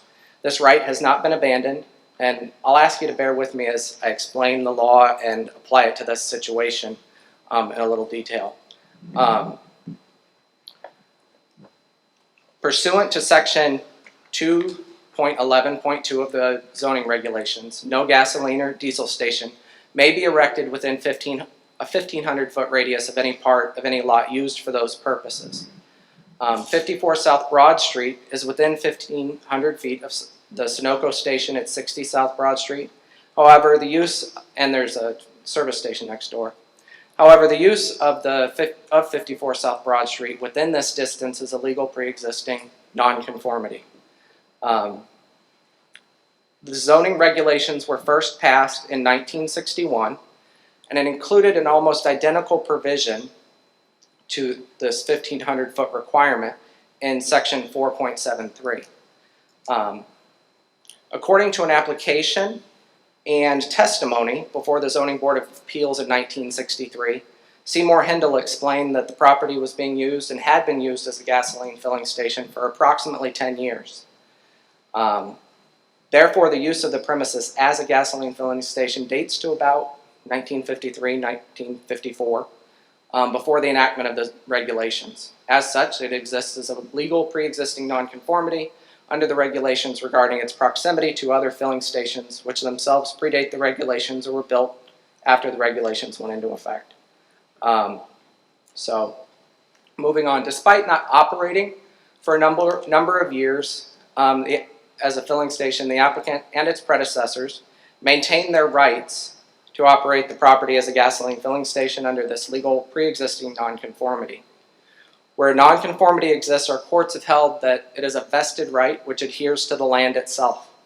This right is not forfeited by a purchaser who takes with knowledge of the regulations which are inconsistent with the existing use. Once a nonconforming use has been established, a nonconformity has been established, the only way it can be lost is through abandonment. The Commission's attorney, Mr. Londrigan, explained the law on abandonment well. As he stated, whether abandonment has occurred is a factual question for the Commission. As he said, in order to establish abandonment of a non-conforming use, there are two prongs to the test. It must be proven that there was a voluntary discontinuance of the use, and that the voluntary discontinuance was accompanied by an intent not to reestablish that use. I'll add that it's a well-established rule that before a nonconformity can be found to have been abandoned, there must be an intention on the part of the owner to relinquish permanently the non-conforming use. As Mr. Londrigan indicates, the mere discontinuance of a use where there is no intent to abandon is not enough. And I'll say that again because it's important. The mere discontinuance of the use where there's no intent to abandon is not enough. Abandonment connotes a voluntary, affirmative, completed act. Additionally, the temporary interruption or suspension of the use is not enough to terminate the right. Again, temporary interruption or suspension aren't enough to terminate the right. As Attorney Londrigan explained, even a hotel closed for 24 years, that period wasn't enough to relinquish the right to a hotel. The court found that it wasn't enough to relinquish the right to a hotel use where there was not an intent to abandon the nonconformity. Here, the evidence presented does not show an intent on the part of any of the owners to relinquish permanently the nonconformity of the premises as a gas station within 1,500 feet of another. The premises have remained in the ownership of gas station operators or lessors since the inception of the zoning regulations, since prior to the inception of the zoning regulations. The applicant, Janet LLC, purchased the property from PMIG Properties, a related entity to PMG, in January 2021 and immediately began developing plans and seeking necessary approvals to to redevelop the property as a gas station and convenience store. According to an affidavit from the Vice President of Assets at Petroleum Marketing Group, Jeffrey Caro, PMIG never ruled out continuing to use and redevelop the property and never intended to relinquish any rights to the continued use of the property as a gas station. There's no evidence in the record to conclude that Hendel's, Americana Realty, intended to relinquish its rights to continue to operate the premises as a gas station within 1,500 feet of another. Sorry, just a second. Talking too much for myself. Other evidence fails to establish that Hendel's, also known as Americana, intended to permanently relinquish the nonconformity. Evidence presented at the last meeting indicated that 2 of the underground storage tanks hadn't been in use since 2009. This passage of time, though, until the sale to PMIG in 2018, isn't enough for abandonment. Remember, the non-use of 24 years wasn't enough where there was not an intent to abandon the right. There are other reasonable explanations for the Commission to infer, beside abandonment, that the property remained out of use, including the economics of redeveloping the site during a recession, the cost of redevelopment itself, and the balance of a sizable portfolio of gas stations that Hendel's Americana possessed. Hendel's Americana, their removal of the underground storage tanks also is not itself evidence of a voluntary intent to permanently relinquish rights to the nonconformity. As Attorney Londrigan explained, a Connecticut court has held that removal of fuel storage tanks is not in and of itself evidence of an intent to abandon a use of property as a gas station. The facts and circumstances surrounding the removal of the tanks matter. Here, according to the notification for underground storage tanks submitted at the public hearing, the tanks were removed in 2016, having been installed in 1987. At the time of the removal, these tanks had a 30-year life expectancy, and removal of the tanks would have been necessary to Hendel's or someone else's redevelopment or eventual sale of the property to another gas station operator such as PMIG in 2018. The tanks had to be removed, and pursuant to General Statute 8-2, the demolition or deconstruction of a non-conforming use, building, or structure, structure here being underground, shall not by itself be evidence of such property owner's intent not to reestablish such use, building, or structure. Accordingly, the removal of the tanks can't be seen as evidence of Hendel's intent to permanently relinquish its rights to the nonconformity. Hendel's did temporarily lease the premises to a roofing company, Coastal Roofing, Inc., and PMIG, according to the affidavit, didn't renew the lease or lease to anybody else. A reasonable inference for the Commission is that the lease allowed Hendel's to gain revenue from the property until it could redevelop the site for its own continued use, sell it to another gas station operator as it did in 2018. It took 2 years from the removal of the tanks for Hendel's to sell its group of properties to PMG. This temporary lease didn't relinquish rights to the continued use of the nonconformity, as a temporary interruption in the nonconformity is not enough. The evidence before the Commission establishes that neither Janet nor PMIG intended to relinquish the rights to the nonconformity that has been abandoned. And the evidence before the Commission fails to establish that Hendel's did either. Accordingly, the nonconformity has not been abandoned, and Janet has a right to continued use of the property as a gas station within 1,500 feet. I'll pause for any questions here, and then save my closing. I have one. With regard to the 1,500 feet, both stations would have had to be pre-existing for that to work for them both, right? I mean, I think it's a Sunoco station that's operating now, would have had to have been there prior to zoning 2, or they wouldn't have gotten a permit. Right, so they've existed all this time as well. So they have. Okay, so my understanding is there has been a gas station for some, I don't know the exact date. Their attorneys may be able to tell you. But my understanding is that they have been that site has been in existence for a long time. I know the town card puts it at 1982. So either they needed a variance then, or it predated 1982 and predated the regulations itself.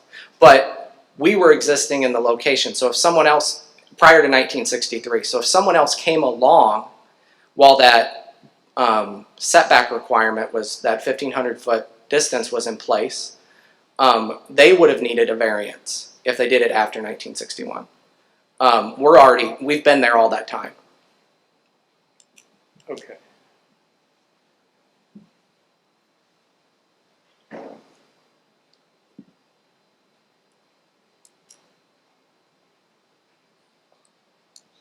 Right? Any other questions? Not about that, no. Okay.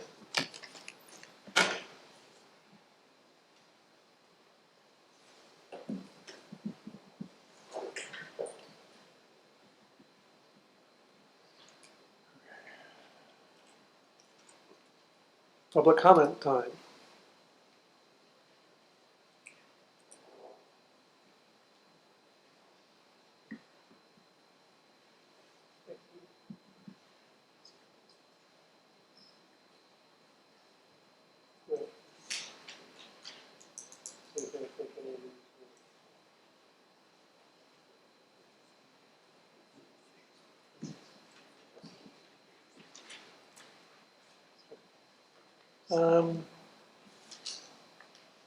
Okay. Mark Temple?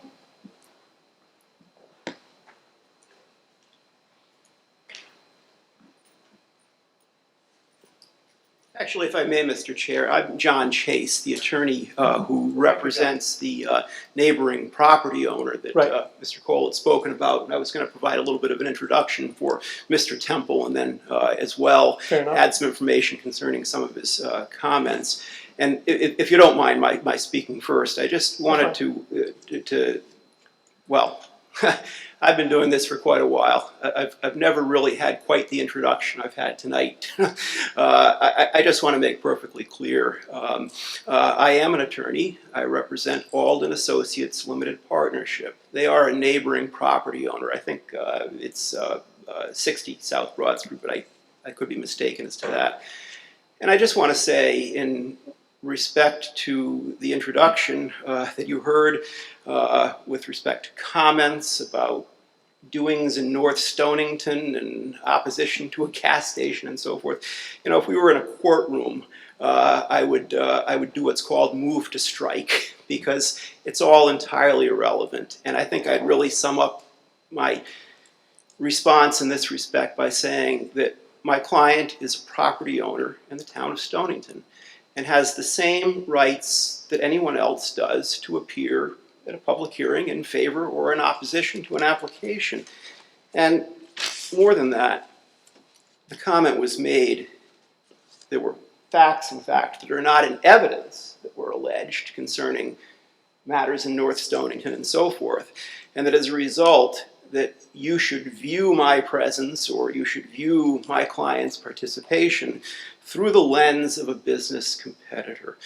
What I'm going to ask you to do is to view not my presence, but this application itself through the lens of your zoning regulations. That's all I can ask.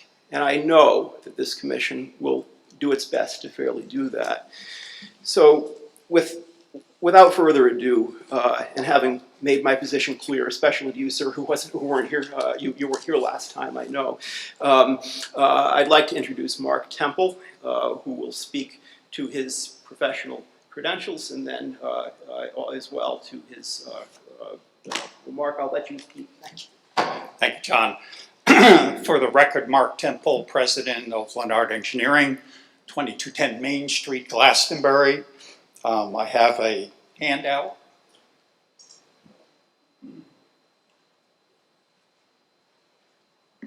Thank you.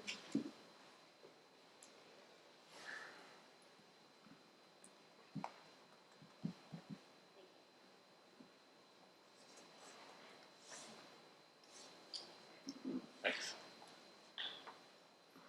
Thank you.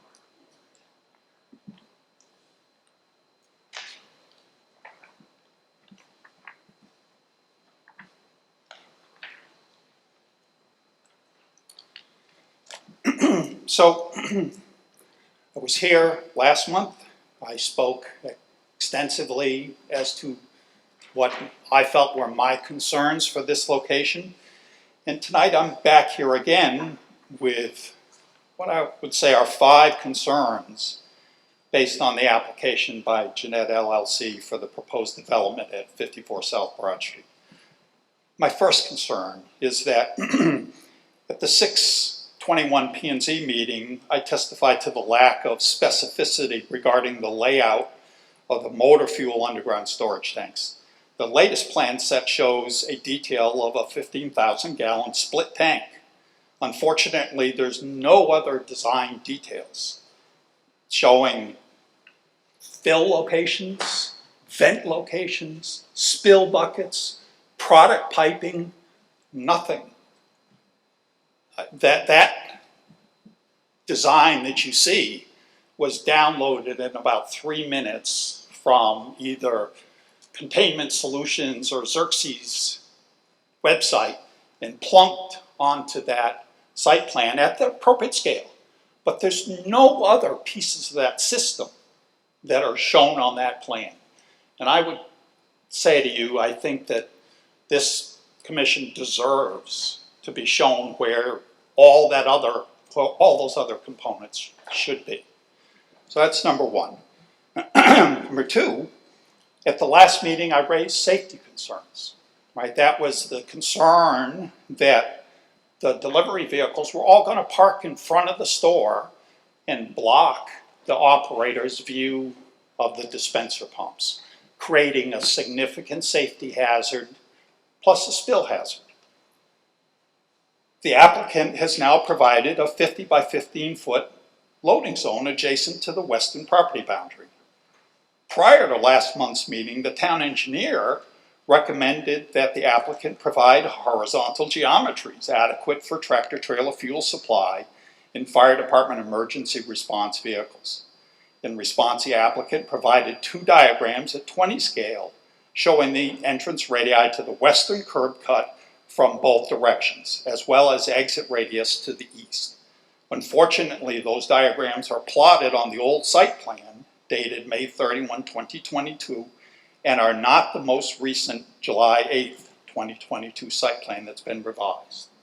They also were produced, I don't know how, I got them from Attorney Chase, but they're not at scale on the photocopy that I received. So I then went to the turning radius chart, and I've attached to the back of that turning radiuses for the WB50, right, for both right-hand and left-hand turns. And you can see that attachment, which, because I didn't have AutoCAD, his AutoCAD site plans, I took the turning radius and plotted onto that on my light table, the site features. Okay, that makes sense? And you can see that those turning radiuses just don't make any sense.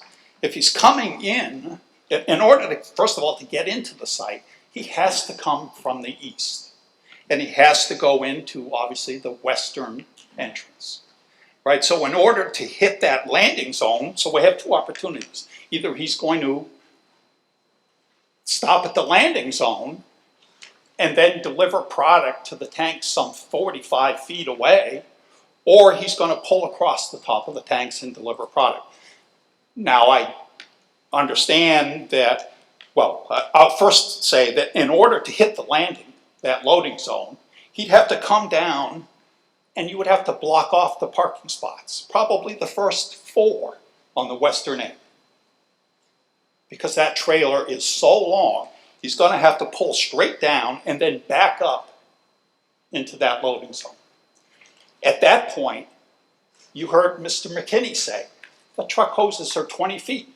Measure that distance. It's probably 45 feet to where the fills might be, assuming that they're on the west end, but you've got a 2-compartment tank. So the other fill for the other compartment's on the eastern side. That's 60 feet. So we're going to have gasoline hose laid across the ground to those tanks. That's the scenario for delivery during the day when the station is open. Now, the applicant has said, okay, he won't deliver during the day, he'll deliver at night after it's closed. Well, what happens at night when the station closes? The lights go off, right? The best lighting on that piece of property are the canopy lights. So those canopy lights are off. It's dark. Mr. McKinney said that the driver is going to do whatever the hell he wants. I think that was the quote. So I assume he's going to have a flashlight in his mouth when he's trying to do all of this work to connect hoses to get to the top of these tanks. Another concern is that the standard practice in this industry is for the driver to go into the store to make sure that there's enough ullage in those tanks so that when he drops that 6,000 gallons of regular unleaded, it fits in the tank. Guess what? The store is closed. That's where the computer system is, where he punches a few buttons and gets a printout and says, oh, there's 2,000 gallons of product in the tank, and the ullage, the empty space, is 8,000 gallons, or whatever the number is. So he can see that that product fits in the tank. The store's closed. So the only thing available to him is that he has to, maybe, he hand sticks the tank. So someplace either on his truck, which I hardly ever carry, or someplace on that store, maybe around the back, is a pipe with a hand stick. Maybe it's there, maybe it's not, it's dark. Now he's going to have to go get that stick and hand stick that tank and try and see where the gasoline wet spot is on that stick in the dark. God bless him, because he's going to do whatever the hell he wants. I think that's the quote. So besides the turning radiuses, there's a significant safety issue for delivering after dark.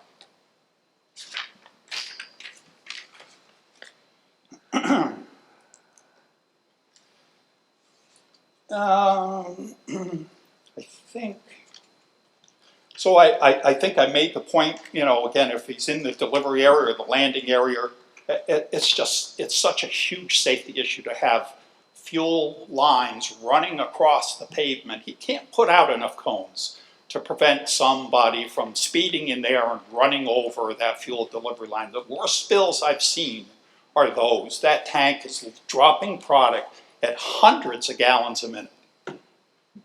And you can think about what that spill might be. So now we're dropping product after midnight, somewhere before 6 a.m. It's completely dark.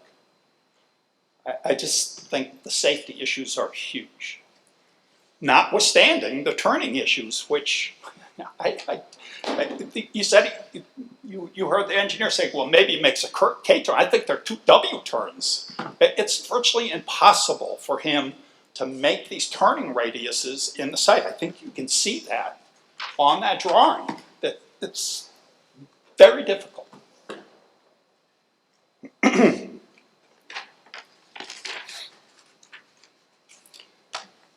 The revised design plans show a 2 to 4 foot retaining wall that's going to be constructed along the western edge of the pavement, adjacent to the entire length of the loading zone. Unfortunately, there's no design detail for that retaining wall. The plan simply labels it as a, and I'm quoting, 2 to 4 foot gray retaining wall, and then in parentheses, quotes, maybe hollow block, unquote.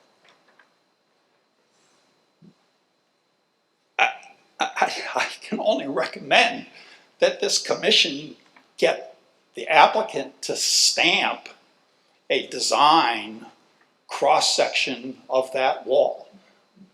I think there's issues with long-term failure of that wall potentially from these loading vehicles that are parked right next to it, and there's no way to know without having an engineer properly design that retaining wall.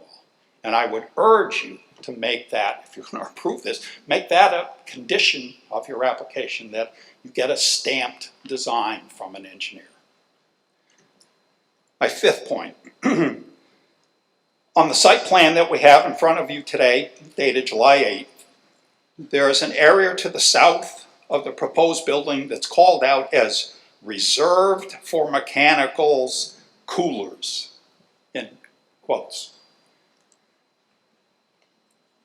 This equipment is located within the upland review area. It's within, I don't know, 10 feet or so of the edge of the wetland.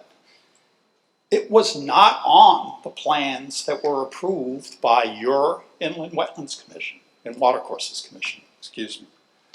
And I don't see how you can approve this plan with those, whatever they are, I don't know what they are, right? But there's a call out on the back of that building for that equipment. And it's within that upland review area, and it's not on the plans that were approved by the commission. So I think that, notwithstanding the issue on WB 50 versus longer trucks, I think the longer trucks are probably an issue. I tried to provide the template that was used by their existing engineer to show that these turning radiuses are extremely difficult. And I think that there's safety issues for deliveries after midnight. I think they're very difficult to overcome. You know, maybe you can have a stipulation that the canopy lights have to be on 24 hours a day. That certainly would give him the light that he needs to safely make those deliveries. But I think, given the environmental concerns that we all have for lighting and dark sky compliant issues, that I don't think that that works. So I think those safety issues are forefront to a decision that you have. And I think that all in, unfortunately, this site is just too narrow. It may be deep enough, but it's too narrow to support this use. And I would urge that you reject this application. I'd be happy to answer questions. Anybody have any questions? One question, Mr. Chairman. Certainly, Chuck. You indicated at the last meeting, you know, that you have extensive experience in this, and I appreciate you not going through all of it because it was very extensive. In your opinion, is a WB50 the correct design vehicle for the site, or is it a WB62 or 67? I don't know that there's an immediate answer to it. It really depends. I think, as Mr. McKinney said, what the state of Connecticut is requiring or what the federal government is requiring. And I'm not that an expert to those issues. I tried to match what they had proposed to show that the smaller trailers, the shorter setup, tractor trailer setup, doesn't work. So if it's a 62 or longer, it's worse. It's much worse. I understand that. I thought maybe you could shed some light on what is customary in the design field. I think the customary in the past would have been the WB52. That's always been my experience, but that isn't what I saw online. Yeah, I understand. Okay, thank you. You're welcome. No further questions, Mr. Chairman. Thank you. Anyone else? Okay. How common are the after-hour deliveries? I'm sorry. How common are the after-hour deliveries? Well, he's got 2 tanks. No, but industry-wide, is it? It depends on his use. No, and gas stations overall, you know. It depends on how many gallons they sell. Okay. So, I mean, his answer is he would like to have deliveries 5 times a day because he'd be selling 200,000 or 300,000 gallons a day, right? That's what he wants. The reality is, I don't know, he may sell 2,000 or 3,000, maybe 4,000 gallons in a day. Most of it will be unleaded regular. I assume that the larger compartment in that tank, or both tanks, is going to be unleaded regular. Maybe they'll be siphoned together. There's no details on that. They could be siphoned together. So he'll get a lot of storage, but the answer is that I expect that they'll get a delivery 1 to 2 to 3 times a week. out of average, 100 gas stations, how many get deliveries from 12 to 6 in the morning? I've never designed one where that's been the situation. I designed the station, the Shell branded station at the seaport, the one across from the former, what's the restaurant? Friendly's? Friendly's, thank you. Dunkin' Donuts. Yeah, but it's Alden-owned station. My firm designed that location. When it came before you, this was an issue. And the end result was that the conclusion was that those deliveries would be done during off-peak hours. Now that location is open 24/7. But they're not getting deliveries after midnight, I can tell you that. Thank you. It seems to me that gas stations, fuel in general, fairly heavily regulated industry. Are there any regulations pertaining to after-hour deliveries? Because it seems odd that something of such importance would be unregulated. If there was a very real reason that it was unsafe, you would think it would be disallowed. So I think the answer is that regulatory body is here in town. It's the fire marshal, it's the fire department, and it's you making that decision. I don't think the Federal Department of Transportation sets those standards. I don't believe it's in like NFPA 30. I don't recall it being in any, it's certainly not in the UST regulations. So I think the answer is not from a state or federal standpoint. I think it's down at the local level where, people have a little bit better understanding of how things work in the town. I hope that answers your question. I think so. Thank you. Thank you, Mr. Coppell. Any other comments from the public? Either for or against? General comments? I think, It's John Chase again, unless you'd rather. we have a hand raised in the background. I'm trying to. Opposed to the application. I'm an applicant, and my name is Amit Chaudhary. Again, I came last month meeting. They are our competitive next door. They take every step to stop us that. We compliance with the regulation and everything but town required. We spending 1 year in this application, bringing from the border to compliance, wetlands, and they are appealing. They're gonna oppose the commission, regardless,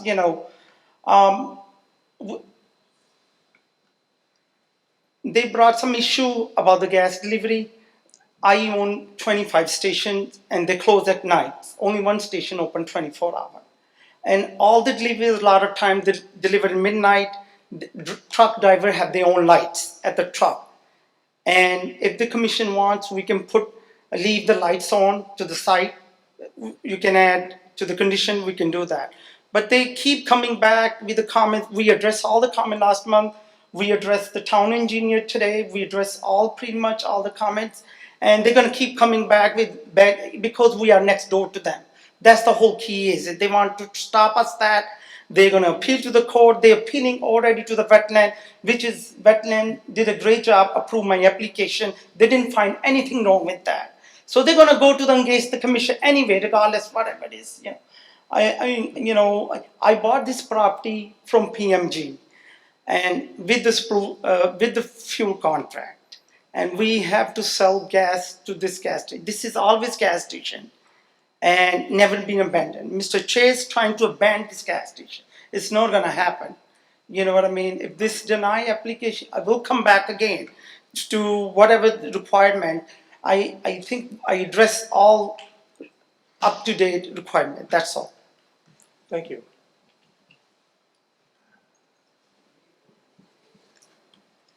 Mr. Chairman, I think coming back again, as was just mentioned by the gentleman, is exactly the point that was made by Commission Member Conway last time, who's not here tonight. who I think made a fairly impressive point when she said, in essence, and I'm paraphrasing, when she said to one of the gentlemen here, "You've certified that your drawings are correct. Now tonight they've been shown not to be. Why would we want to hear from you again? Why would we believe you next time?" And so this is the problem with coming back again and coming back again, and Mr. Martucci is going to look into things, as he repeatedly said. But in any event, I wanted to address, just from a legal perspective, the comments made by Mr. Temple. Can you use the microphone, please? Can you use the microphone, please? Oh, I'm sorry. And I don't, actually, I think I can just stand right here. I thought that... I think you could uncouple it. You can hold it too. Okay, well, it was my impression that the turning radius drawings that he had presented, following those that had been presented by the applicants or utilizing them, were on the easel here, but they're not. The legal response, the attorney's take on Mr. Temple's critiques is this: how do you enforce the promises that are being made last month, now again this month, by the applicant concerning the safety of the gasoline and fuel unloading operation? They're saying now that they're only going to take deliveries after midnight, notwithstanding, of course, the gentleman's comments that the drivers are going to do whatever the hell they want. If that is the case, and if it is the case that this commission is inclined to approve this application, I would respectfully request and suggest that all of those promises be reduced to conditions of approval upon which the validity of the resulting approval would be subject to.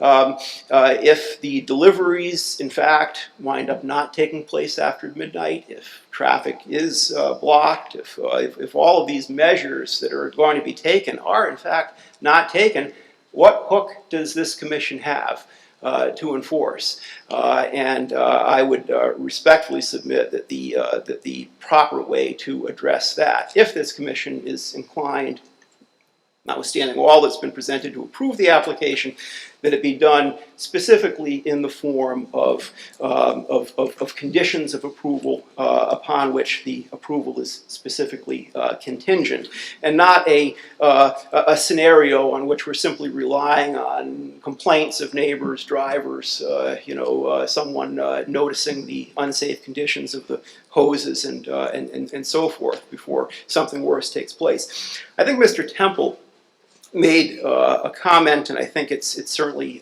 clear enough on the revised plans. There is really nothing specified as to how this unloading will take place. In other words, there's an unloading area, a delivery area now shown on the west side of the site, as was discussed. And I believe one of the members, it might have been you, Mr. Sheehan, if not, I apologize, but a question was made in respect to the trucks dropping their fuel at that location. We really can't tell from the drawings if there's some sort of a facility in that loading zone for the contents of the trucks to be dropped into a receptacle and piped under the ground to the tanks, or if, as Mr. Temple indicated, again in the absence of information in the plans, if the truck's going to put itself in that spot, or at least sort of try to get to that spot, and stretch the hoses then out across to where the tanks are. We simply don't know. And I'd respectfully suggest that if it is the former, if the intention is to have some sort of a receiving, and Mr. Temple, it is a remote fill. That's the word I was looking for. So, in other words, Mr. Temple's response, I think, indicates his familiarity with this type of a system, and then with pipes across to the tanks and so forth. If that's the case, I would draw your attention back again to section 2.6.2.2. I'm sorry, I misspoke. I would draw your attention to section 2.6 2.11.2, 2.11.1 rather, I think that's the last shot I'll take at it. No gasoline or diesel filling appliance shall be located within 25 feet of a street line or 50 feet of a side or rear lot line. So I think that's the concern about a remote fill, that in the absence of any defining language anywhere in your regulations as to what a gasoline or diesel filling appliance consists of, that a remote fill device would violate this 50-foot side lot prohibition in just the same way a gas pump would, which was the result or the reason the plan has now been reduced somewhat, as was indicated. I think in his written report, Mr. Cole refers to that as an oversight or an internal miscommunication or something like that. Mr. Cole's written submission, well, actually, let me say something else before addressing that, because since Mr. Martucci is here tonight and has agreed to look into some things, and I guess that assumes that the applicant is going to grant consent to continuing the public hearing for another evening, but maybe I'm mistaken, but I'm not sure how else Mr. Martucci would look into the half dozen or so things he said that he would. But Mr. Martucci was involved in an earlier stage of the application when it was before the Inland Wetlands Commission, and have here a copy which I'll actually going to.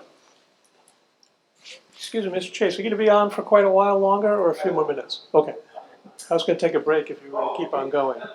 Well, no, I mean, if you're going to wrap it up. How many minutes? Well, no, how many minutes do you have left on your presentation? Perhaps 15. 15? Yeah. Let's take a break, if you don't mind. Not at all. 5-minute break, please. Not at all.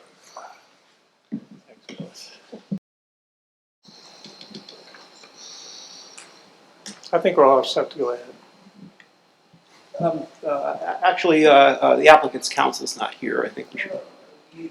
Well, the door was locked actually, so the other person opened it.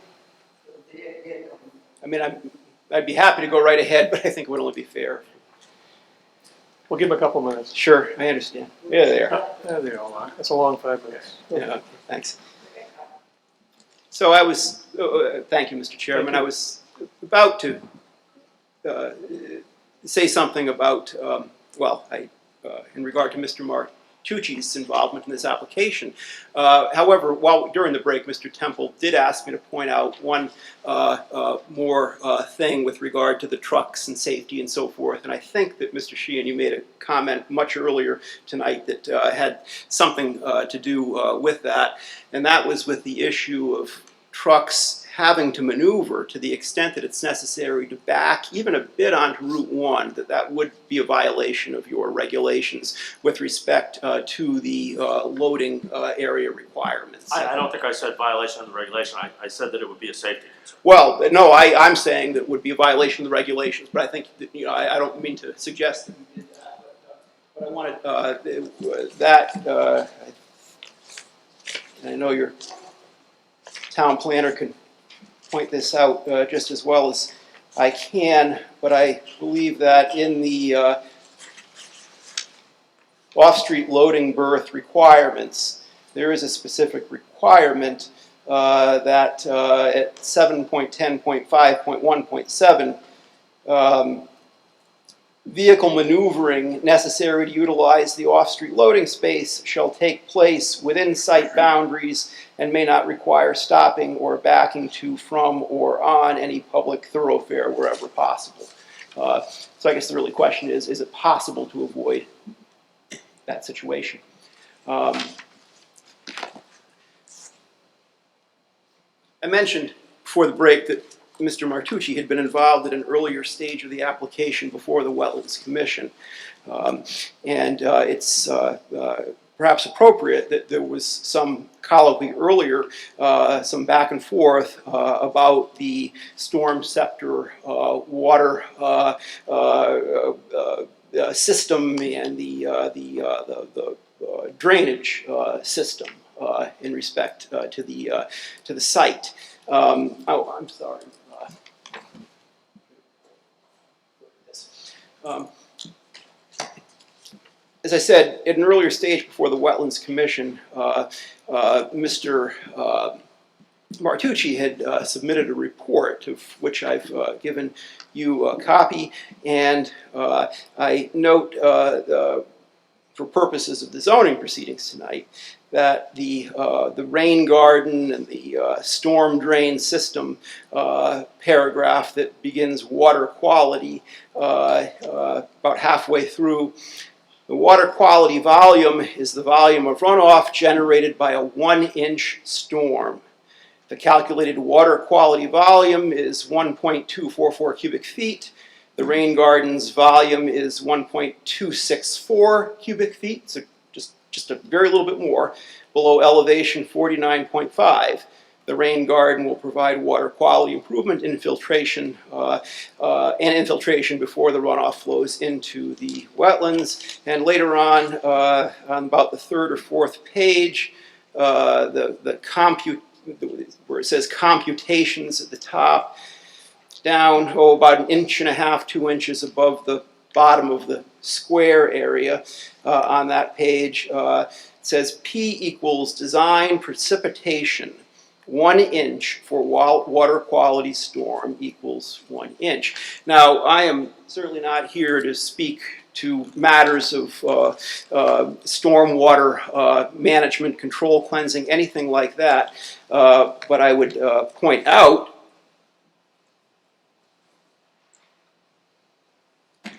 nevertheless that it seems to me that the Commission needs to be satisfied in accepting the calculations Mr. Martucci has provided to this Commission in accordance with what he provided to the Wetlands Commission earlier, that this Commission's regulations are also met regardless of what the Inland Wetlands Commission may have approved in respect to its own applicable standards. And I say that for this reason. Section 7.10.7 of your regulations, the zoning regulations, and these are found in the off-street parking section, states that at 7.10.7.1 that adequate data shall be submitted basing calculations and capacity on a 25-year storm. I'm no expert, but if the standard for what constitutes a 25-year storm is the 1-inch event that was addressed in the capacity of the on-site system presented to the Wetlands Commission, we get 1-inch storm events quite frequently. I think we would all agree. And again, I'm not an expert, but I think that the Commission needs to be sure, because it has a specific standard, capacity for a 25-year storm, that be met. The report presented to the Wetlands Commission showed a capacity of the rain garden, again, to hold a 1-hour event. And I think the Commission needs to be clear on whether its own regulations are satisfied.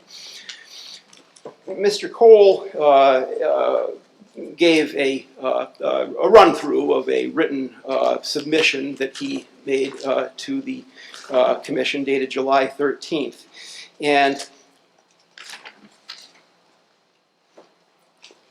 I think many of these points have been addressed, but at the end, near the end, section 7, he states it was argued, and I think I was the one being pointed to, it was argued last time that a certificate of location approval is required from the ZBA prior to the Commission's approval of the application. No, what I asked this Commission is why it was appropriate for the applicant to start here when the appellate court had recently ruled in connection with the location approval requirement that the Zoning Board of Appeals, in the absence of any statutory standards, since they've all been abolished, has to take into account all relevant factors. And that was the, I believe that case was 1 Elmcroft Stamford LLC versus Zoning Board of Appeals, 213 Connecticut Appellate 200. about, I think it's section 3 of that decision. Might have been 5, but I think it was 3. And so my only point was that if the Zoning Board of Appeals can say that we don't like this for whatever relevant reason, that maybe it's a mistake on the part of the applicant to come here first and use all this time before the commission. But I am not suggesting that there is any requirement that the applicant start there first, just to be clear on that. Now, I think, if I'm not mistaken, Mr. Cole referred to this as the elephant in the room. I would refer to it, quite honestly, as a red herring. But let me address it first. The distance between filling stations, and you recall that you have a regulation, and I'll quote it directly, 2.11.2, no gasoline or diesel filling station or automotive service or repair station shall be erected within a 1,500-foot radius of any part of any lot used for these purposes. So Mr. Cole has taken us through an extensive analysis of the history of the use of 54 South Broad Street. And I have to say that the extensive minutes of, I guess, the Zoning Board of Appeals at which Judge Hendel, or Seymour Hendel as he's known here, explained the history of the use of the property is quite persuasive to me. I think that the evidence is strong that the use of the property for gasoline station purposes is quite probably non-conforming. Dates before that, such use dates before the time of your zoning regulations. However, Mr. Cole has taken us off onto the subject of abandonment, and I really can't blame him because I think that there's been a little bit of an excursion that kind of takes us off the mark a bit. But there was reference made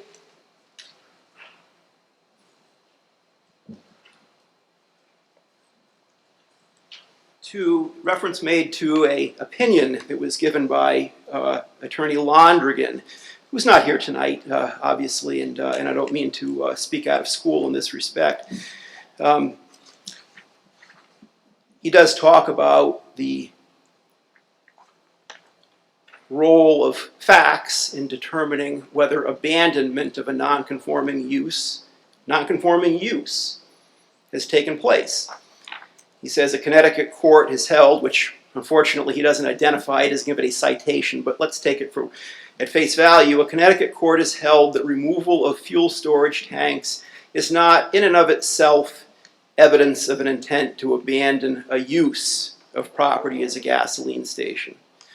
And of course it is a little funny, and this is where I have my reservations, where Attorney Londrigan then goes on to suggest in the final paragraph that maybe the applicant ought to bring in an affidavit about a prior owner's intention as to the continuity or discontinuance of that use. And Mr. Cole, did provide an affidavit by someone named Jeffrey Buccaro. Is Jeffrey Buccaro here tonight? No. Okay, I just wanted to make sure because we attorneys have a word that we use to describe these kinds of statements that are presented in this manner to the tribunal, which you are. We call it hearsay. And if Mr. Buccaro were here tonight, we could have inquired as to these facts. So I'm going to object on those grounds. Obviously, it's already part of your record. However, Mr. Buccaro in his affidavit and Mr. Cole in his presentation referred to, and in fact, Mr. Cole's report includes a copy of a deed recorded or is it dated October 5th, 2018 from Hendel's South Broad LLC to PMIG, who is the predecessor, I guess, of the current owner. Yep, I'm familiar with it. Right, and Mr. Buccaro, I guess, works for this PMG and PMIG and says we didn't intend to abandon any rights of zoning nonconformity. I think we need to look back a little bit further. And toward that end, I'd like to show you, oh, here we are. Problem with this lectern is that things slide off. I'm just going to pull off a copy for myself and also for one for Mr. Cole of something I'll show you next.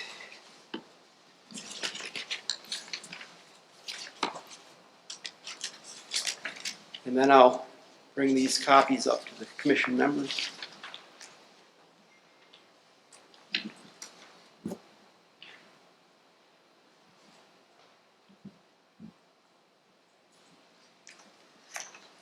What I'm passing around and asking to be made part of the record, along with everything else I've been presenting tonight, are copies of two sections of the Connecticut General Statutes, section 14-321, and then 14-319.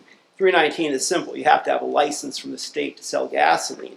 But 14-321 says you need this location approval certification that's been discussed in order to, in effect, qualify for that license. About midway through 14-231, it's pointed out that a certificate of approval shall not be required in the case of the transfer of the last issued license from one person to another, provided that no more than a year has elapsed since the expiration of such license.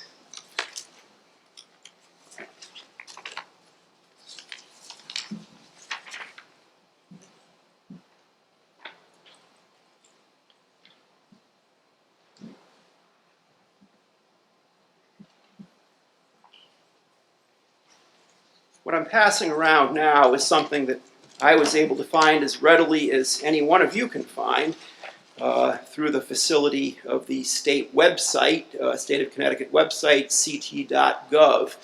Anyone who is required to have a license, the barber, funeral director, what have you, a person who sells gasoline, are able to, you can look them up through this facility, look up those licenses and see if they're current licenses or when they were issued. And so what I'm passing around is the page that I downloaded from that ct.gov license website. In respect to a license for Hendels Incorporated, 54 South Broad Street, Pawcatuck, Connecticut, license type or credential type, retail gasoline dealer, effective date 11/1/2015, expiration date 10/31/16, status inactive.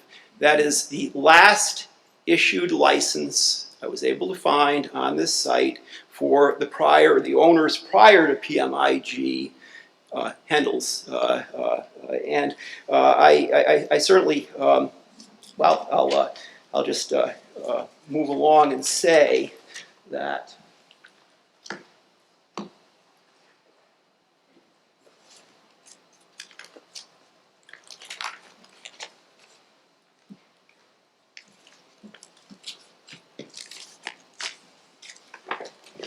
excuse me.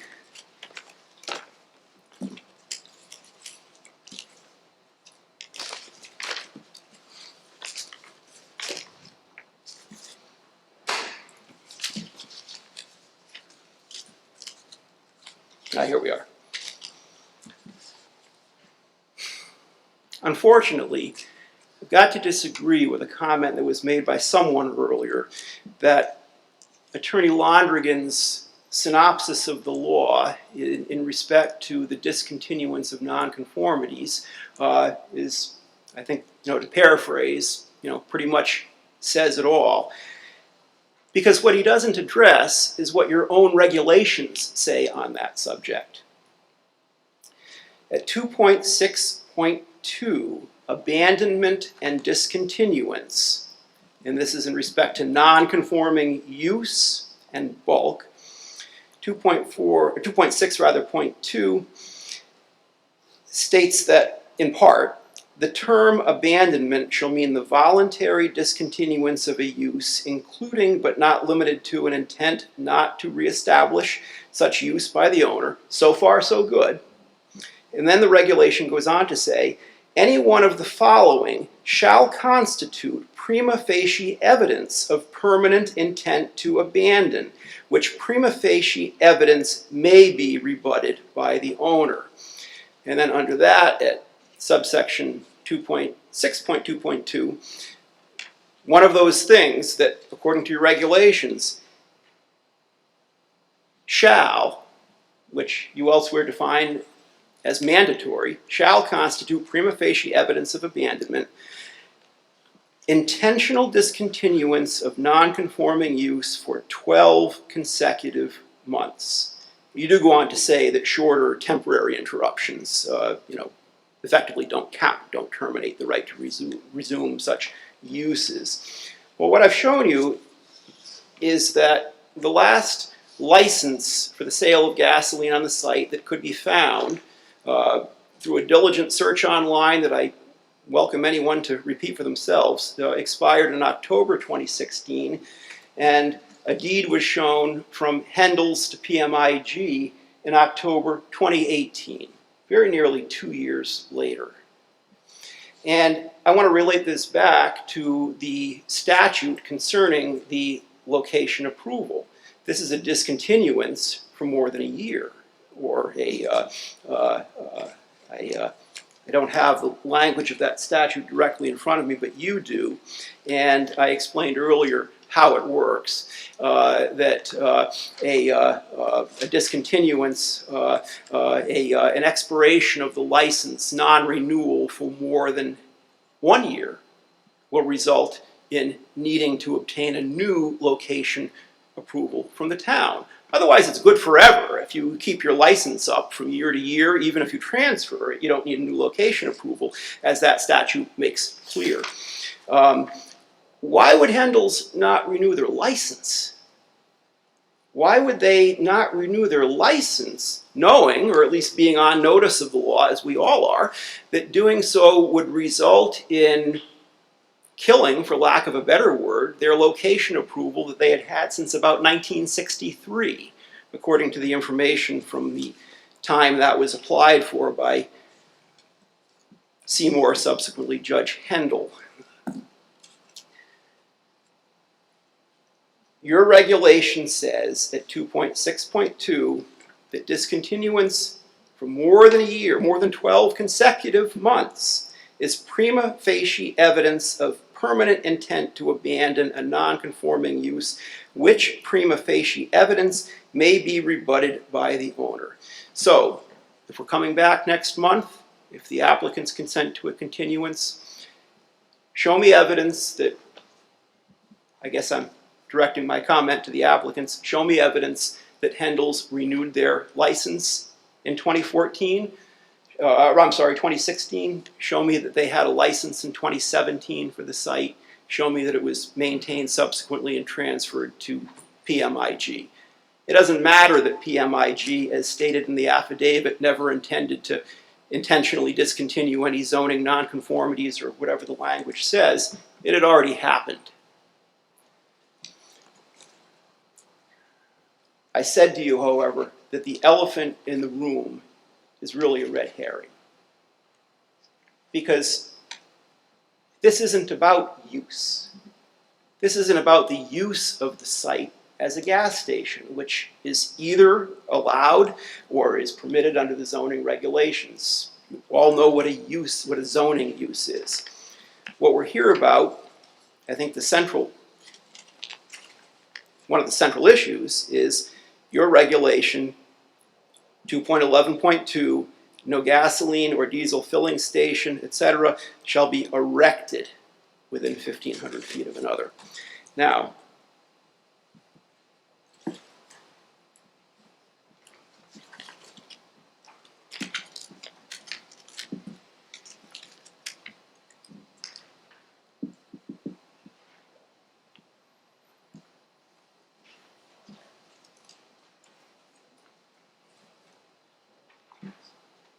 these terms have meaning in the law.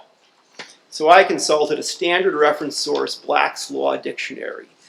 And mindful of the fact that your regulation 2.11.2 has been around for quite some time, as I think research revealed, since the very early 1960s when the regulations were enacted.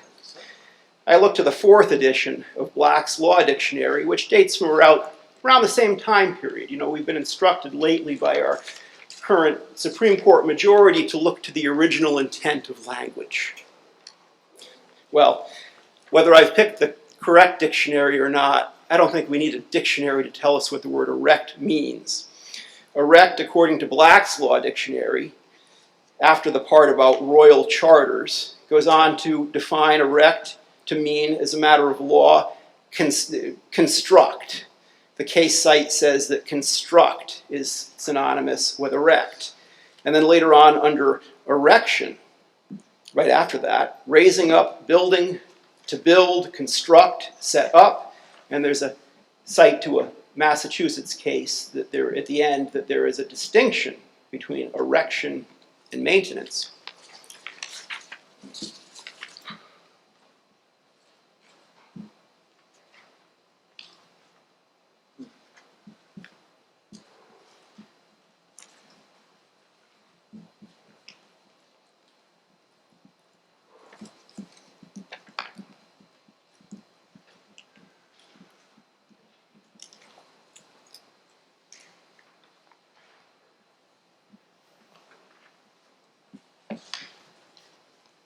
I know that you all have a copy in front of you of the staff report that was filed, the most recent one, several days ago in connection with this application. This is just the first page. And nevertheless, I'm submitting it and ask that it be made part of the record. Down at the bottom of the first page, according to the staff, the applicants are seeking a special permit for demolition of an existing building and construction of a new 3,500 foot, or now I guess it's 3,400 foot gas station, etc. They're erecting a gas station. That's the prohibition. It's not the use of the site. The zoning use is the red herring. The prohibition is against erecting a station. It's already a building on the property. It's erected. The building on the property doesn't violate anything. It's already there. We have to assume that your predecessors on this commission back in 1961 knew what the word erect meant, because elsewhere throughout the regulations, the word use is used to denote the use of property. This is different. I don't know what the thoughts were of your predecessors, but that's the regulation they enacted.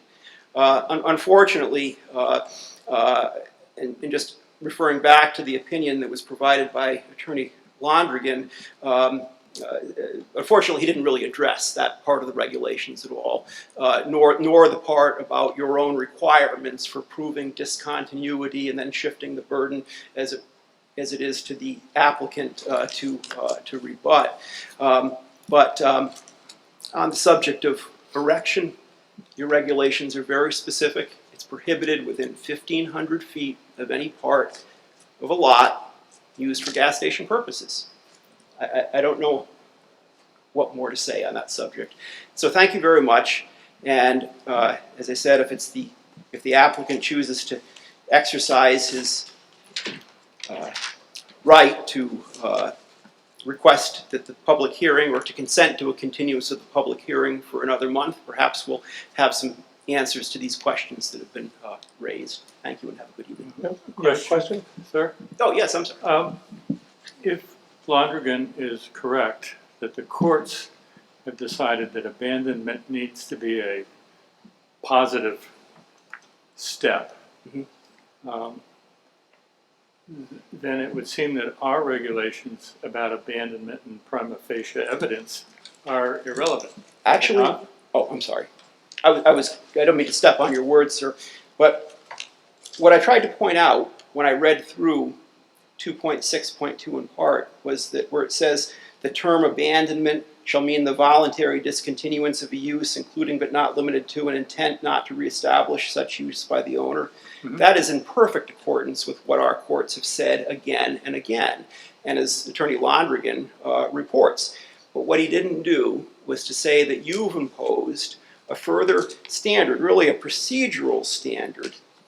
You've specified in these proceedings that certain things shall constitute prima facie evidence of a permanent intent to abandon, and that the owner may rebut that prima facie presumption.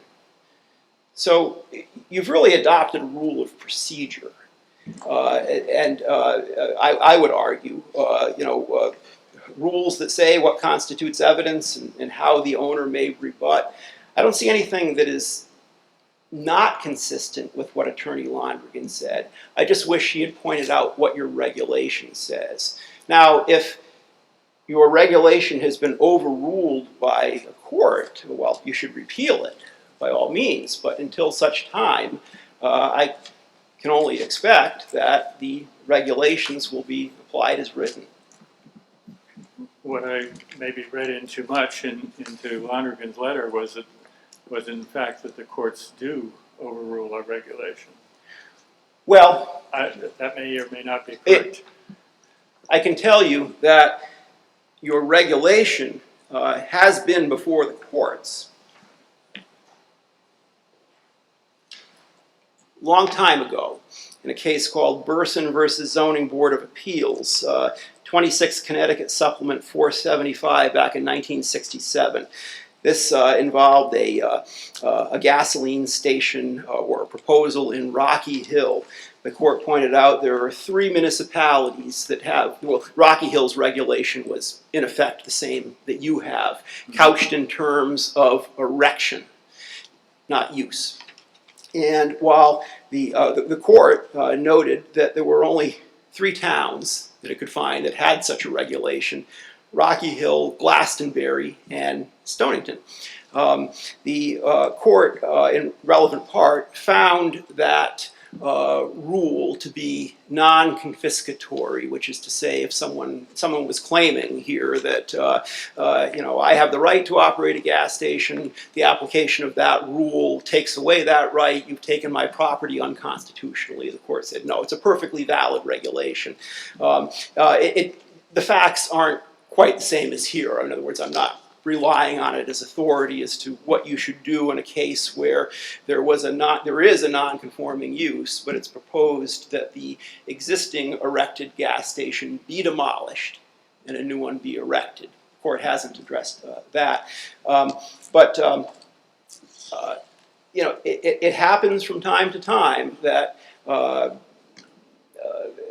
in the course of proceedings such as these, someone may take an appeal to the court, and the court will find that regulatory language is in some way infirm, constitutionally, statutorily, what have you. And the fact that it is, Stamford or Bridgeport's regulation at issue in a particular case, can certainly be instructive that for a town that has the same language, you have a similar problem.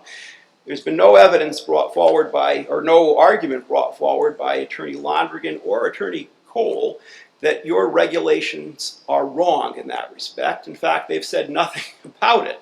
I can only assume it was an oversight on the part of Attorney Londrigan, but in any case, we're getting a little off track.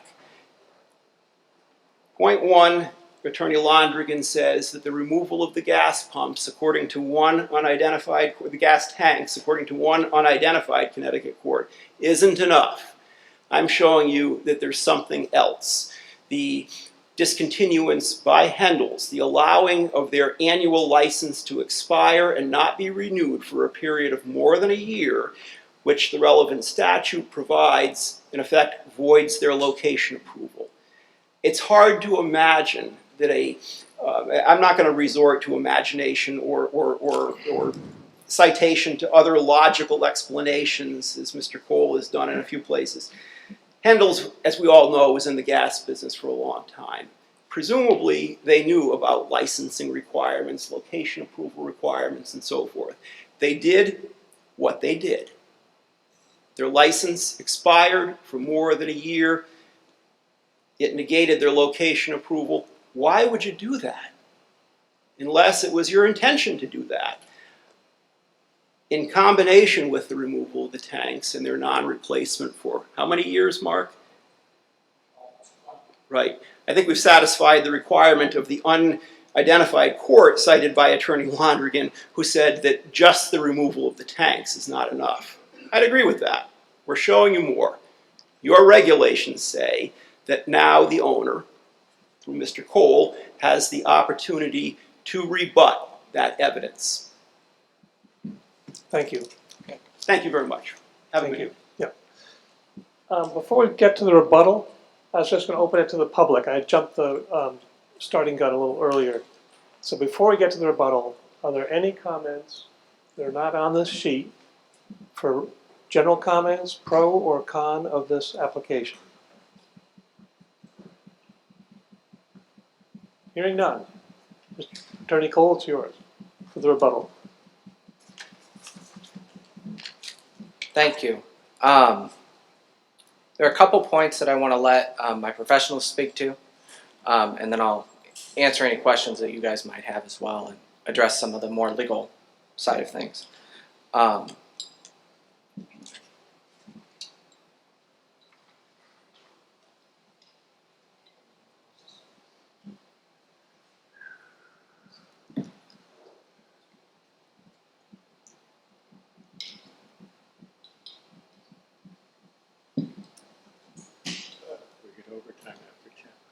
Peter Gardner, a couple things I'd like to say. Mr. Temple talked about the plans that we prepared. And he talked about the detail for the fuel tanks that we downloaded from and plunked onto the plan. He wasn't in my office when we met with the Mr. McKinney, who builds these things, who installs these tanks. So I don't know where he got the idea that we downloaded it and plunked it onto the plan. Maybe that's the way he does business. It's not the way we do business. And I also wanted to talk about other things that he had to say. He's an awful lot of times during his discussion, he talked about how he assumes, how he thinks, how he expects. You know, when I went to college, assume was a big word. And the professor wrote it on the board, and I think you all know where I'm going with this. He circled ask, you, and me. So if you're assuming something, that's what I think you are.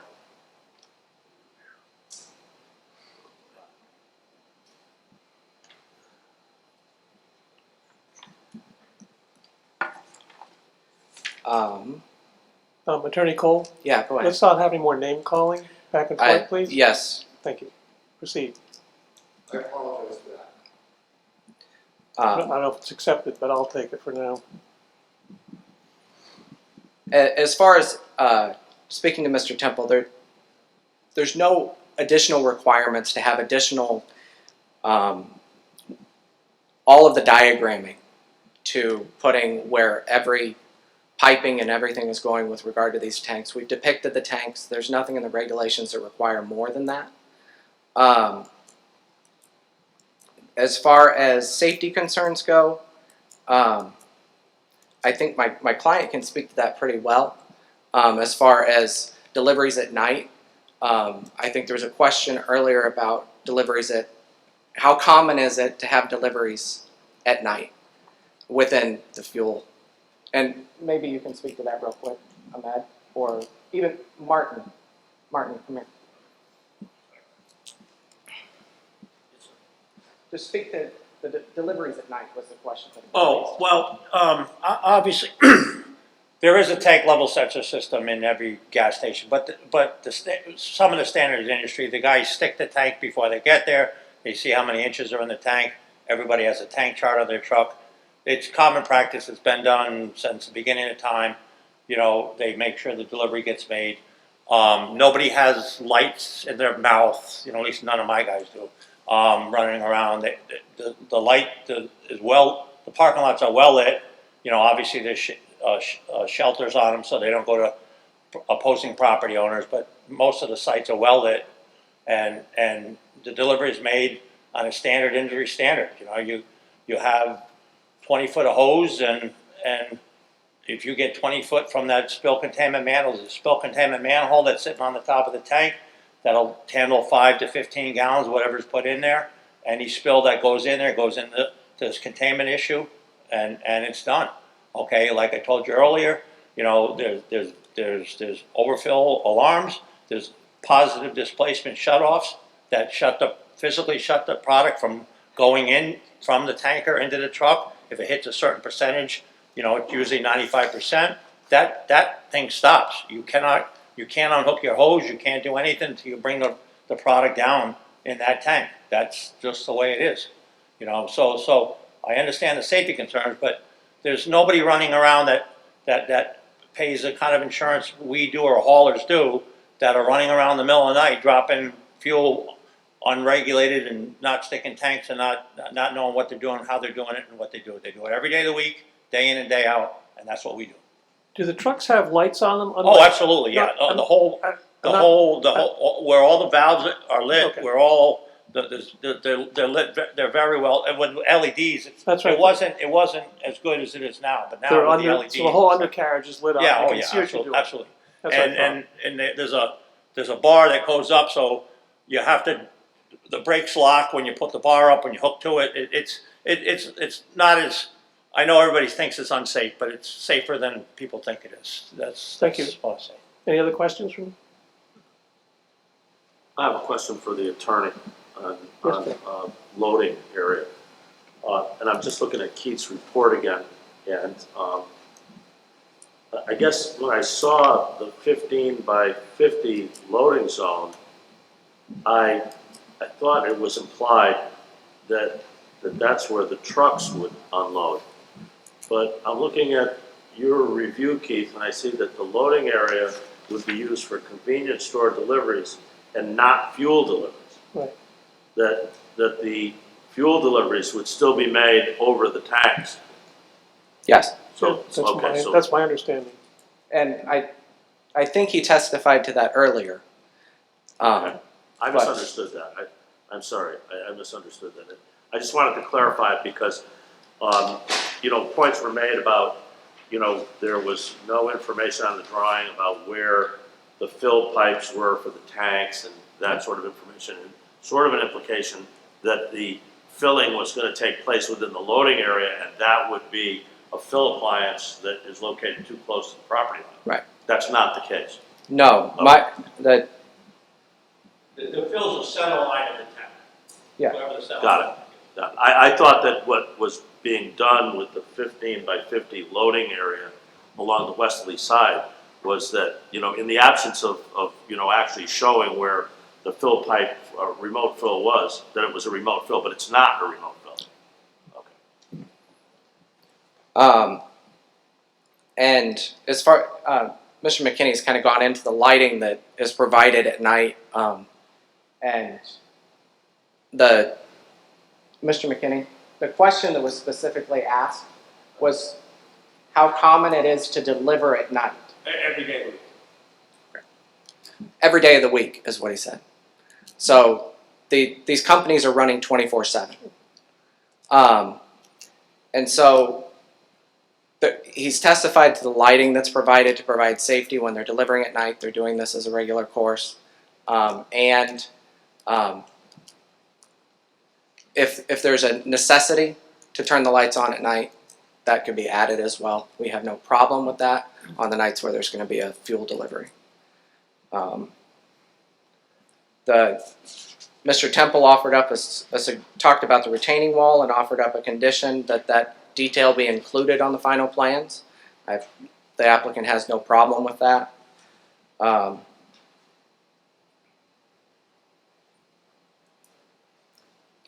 Mr. Chase spoke a bit about about what I apologize, I forget in the moment. I'm forgetting her name, but Commissioner Lynn, I'm forgetting her last name in the moment, that she raised at the last meeting about there being changes to be made. you guys are well experienced with this process and the site plan process, that there are continuances to hearings, things are raised for the first time, and people address those issues.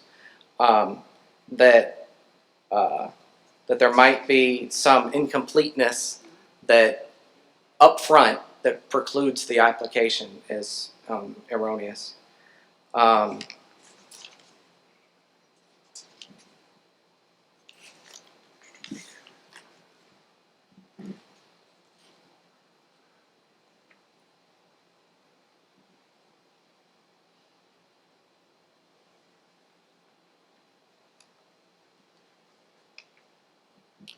As far as the certificate of location approval goes, I think we've clarified that issue as to there being no requirement that the applicant seek that certificate of location approval before coming to this commission. It's a matter of choice.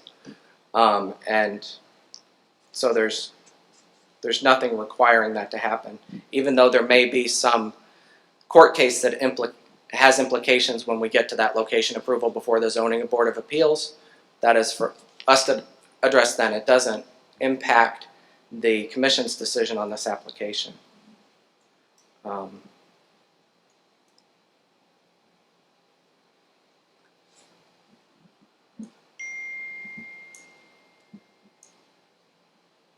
I'll pause here to take your questions if you have them. Any more questions? One question, who determines when deliveries are made? I'm sorry, say that again. Who determines, how do you decide when you're going to bring a load of fuel to a gas station? Mm-hmm. Does the delivery company decide that? Does the gas station have the ability to say only between midnight and 6 a.m.? I think the applicant can speak to that. He's asking who decides when the deliveries are made. Me. We order gasoline delivery, right? Yeah. We order gas. I order gasoline every day to all my gas station. Mostly they deliver at night because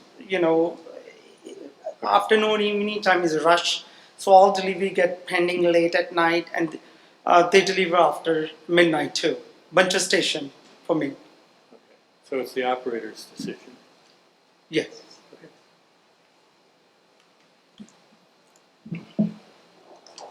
Chuck, any more questions? No more questions, Mr. Chairman. Gary? The quiet corner? Really quiet for now. Staff, I guess, thank you. I think we're on the staff now.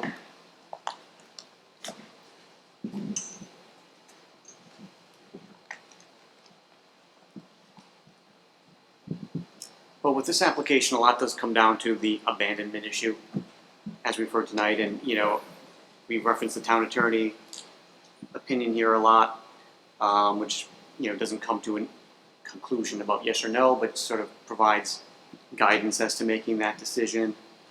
Our department and this commission has not enforced that regulation 2.6 that says that if something's abandoned, if something's unused for 2 years or whatever it says, that it's considered abandoned, just because it does seem to conflict with state statutes. This section of our regulations was last updated in 2010. I think between then and now, state statutes have become even stronger with their defense of non-conforming rights.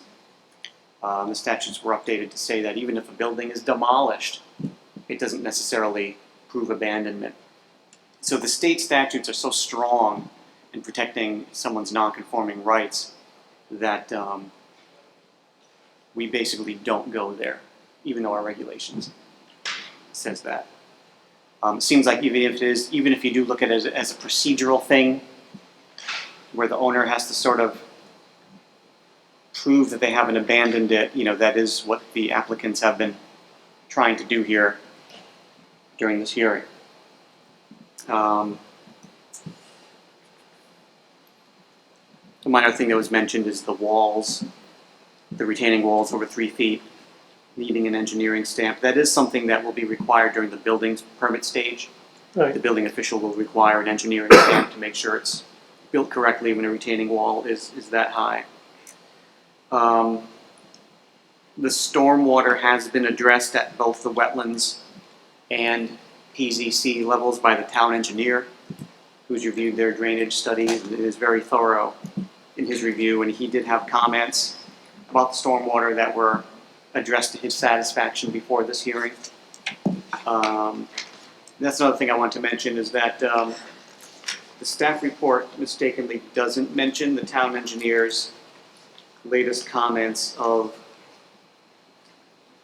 June 23rd, in which he basically says all his previous comments were addressed except for the turning templates. He wanted an illustration of complete turning movement through the site for a vehicle. As we were talking about before, showing how the vehicle can maneuver throughout the site and not just the exits and entrance.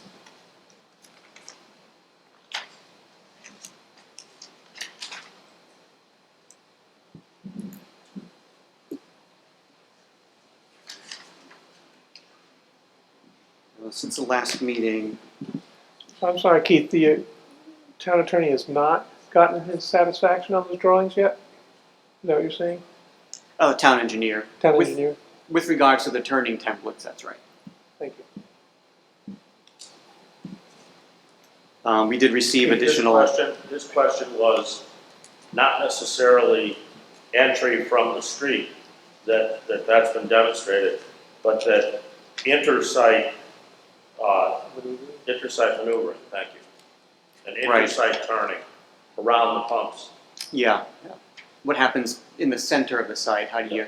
Right, and whether the truck does have to back up or not, which is a concern which has not been addressed. Yeah. So that number is not, you're saying in your staff report, 1 through 13 have been satisfied to the town engineers, but there's a number 14 that hasn't been, essentially? It's his number 8 in those comments you're looking at is still not. Oh, okay, there it is. Yeah. Number 8. Okay, thank you.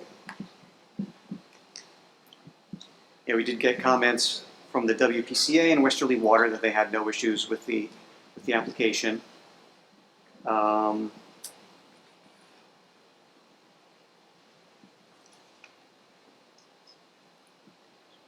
My comments originally on the application have been addressed here.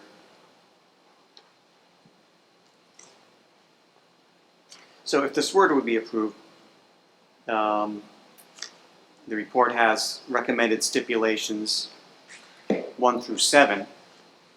And 7 does include that fuel delivery shall be limited to between 12 a.m. and 6 a.m. Yes. There were some other things talked about, like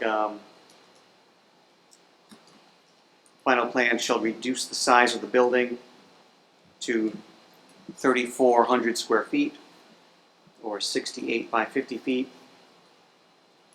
Canopy signage shall be limited to 30 square feet with signage not to be above the roof line. And if this were to be approved tonight, there would have to be something about the turning radius demonstration to be met to the satisfaction of the town engineer.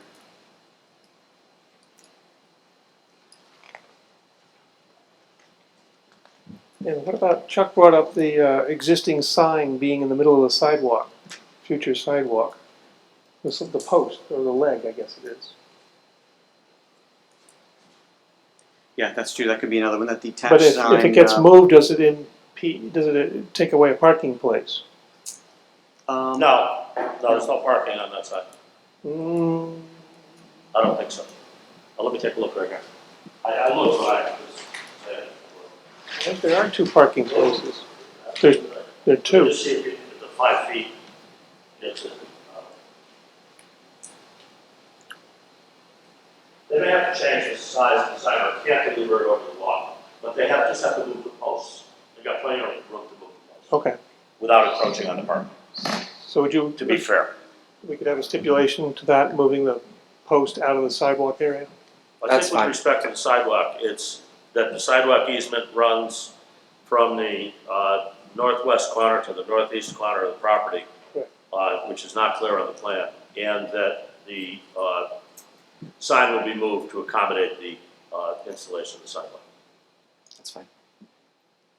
Okay. Well, just to be clear, you said the sign will be moved or will be designed in such a way, you had talked about cantilevering it. Oh, yeah, if that's done now, that's the best. I mean, cantilever is fine. If there's a way to reconfigure It the doesn't sign so it's it not. doesn't interfere, you know, we don't want to put you in some prohibitive thing where we take away a parking place. That's not what we're trying to do. It's to Be a single post sign. make sure that the sign doesn't end up in the middle of the sidewalk, you know, which is always a problem. I think we're still open, so I was briefly gonna, I had said I was pausing for your questions, but I had some more to say. Keith hit on it, Mr. Bryant's hit on it well about this shall not be erected and the prima facie evidence that Mr. Chase raised. Our position would be that this, and has been, that the nonconformity we're referring to is this 1,500-foot distance. And my letter makes clear to the commission that the use of a gas station is allowed in the zone with a special permit. What we're talking about clearly is this 1,500-foot distance. And as Keith mentioned, as I cite in my letter, the statutes do talk about the destruction of a structure, and I mentioned that earlier. The destruction of a structure or a building itself is not evidence of this of abandonment of a nonconformity. What we're dealing with is the intent. And to put a prima facie requirement saying that a 12, as Keith indicated, a 12-month period passage is enough to shift the burden now on the part of the applicant to show intent is to enforce that, what the court has said you can't allow, which is that passage of the time alone is not enough. And as Keith said, we put on lots of evidence and lots of argument to address this issue of intent. Mr. Chase brought up the license that Hendel's let lapse. As he suggested, there are other reasons that one might infer why that license might have lapsed during this period when they were renting to someone else, and given the passage of time, but there's no indication that their intent was to permanently relinquish that right. They're merely by letting that license lapse. So if there's nothing further from the commission that you would like to hear or see on this application, the applicant's position is that we have substantially complied with the regulations, and that this project presents an improvement on the location, on the area, in an area that's been used as a filling station for decades, and we would ask your approval. Thank you. Thank you. So Keith, you still have some material?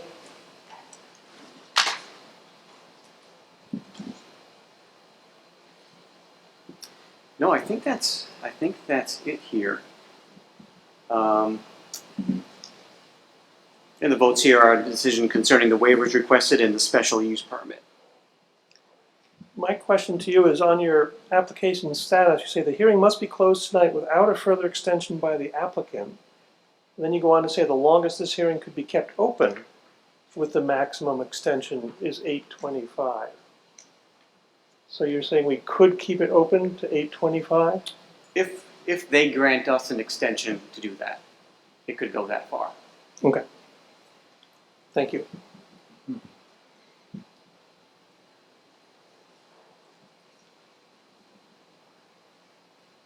So I guess that, the question before us is, do we close or do we want to ask for an extension for more information to be clarified? Such as turning radiuses or funnelization of the right-hand turn, or we just close and, or we close the meeting and we can vote tonight, or we could vote some other time.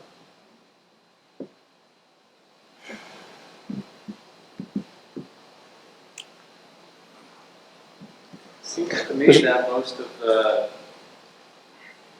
things that we're still waiting on are approval from town officials. Right? Such as? The turning radius diagram. I think that's a pivotal question that the town engineer really should look at. You know, and he's got the, do we have the AutoCAD plans yet? It's much easier to overlay a turning radius template when you have an AutoCAD plan. I don't think so unless the town engineer has them. We always get AutoCAD plans after approval, right? We do with subdivisions. I'm sure the applicant would, but I mean, to me, Well, the question as to whether that vehicle can maneuver on site, once it turns in, I think they've demonstrated that a WB-50 can turn in. Question is a WB-50 the right vehicle? And can that maneuver on site to get into position without backing up across the property line? Well, that begs the question also about, is the WB-50 the vehicle of choice now? Right, right. So, I mean, that is sort of a pivotal question.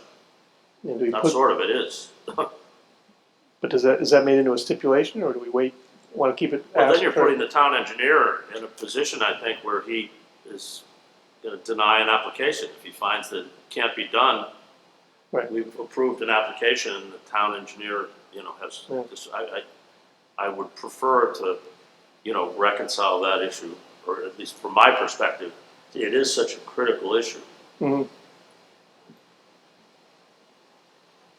And perhaps the applicant's engineer can work with the town engineer to, you know, assist to, you know, Well, make that determination. Right. So would that yes, being the case, we'd have to request an extension from the applicant. correct.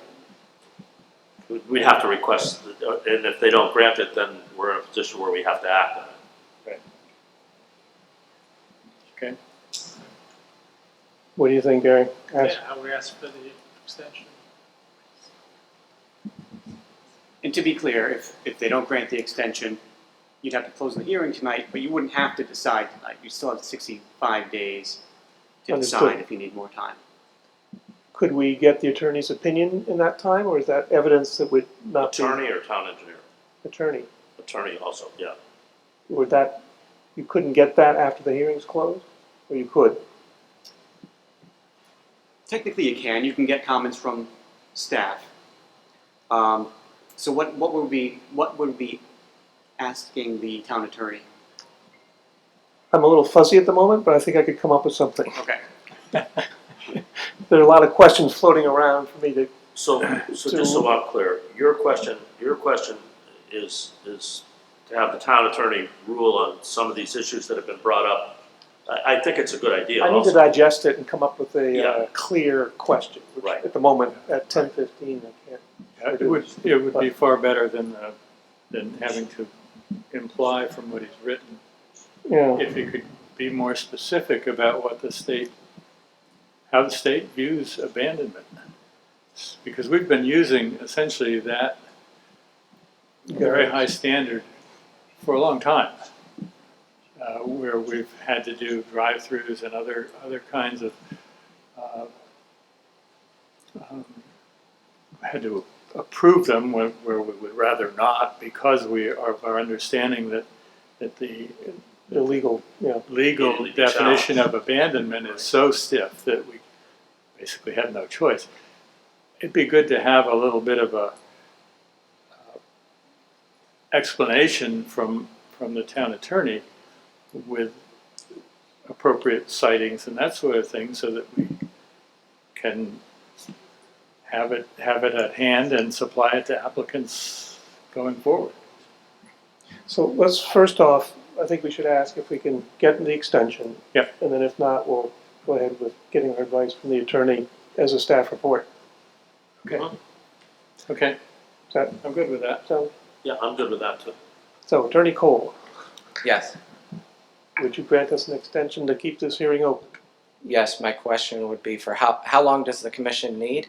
And point of privilege, I'm out of the state for much of August, so just a matter of what is the next hearing you anticipate scheduling this for? I know there's one currently scheduled for the 2nd and another scheduled for, I assume, the 16th? 16th.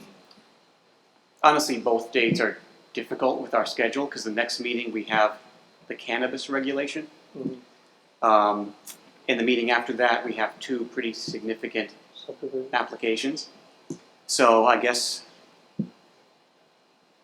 well, if you're only here the 2nd, I guess it'll have to be the 2nd. I'd leave the morning of the 10th, so the 9th would be available. Mhm. And then if you need more of that time that's left over, we'll address it at that point. Or if prior to the meeting it looks like you're still waiting on comments. What else is on the 2nd? That's it for hearings, is the cannabis regulation. But because we can't take a long time on that because the moratorium will be ending. Right. Well, Keith, if But we it's either close the public hearing, we can still have the town engineer review it. And we can still have the Town town attorney. attorney review it. Okay. And we get their reports. And it's just that they're taken up in regular session. And I always prefer to allow for public comment. It's, you know, a sense of fairness to both sides. It's difficult because, you know, they won't be able to update any plans or anything like that. Right. You know, if there is an issue with the turning. So the issue is you're out of state on the 16th? On the 16th, if I can adjust my schedule if it is necessary for the commission.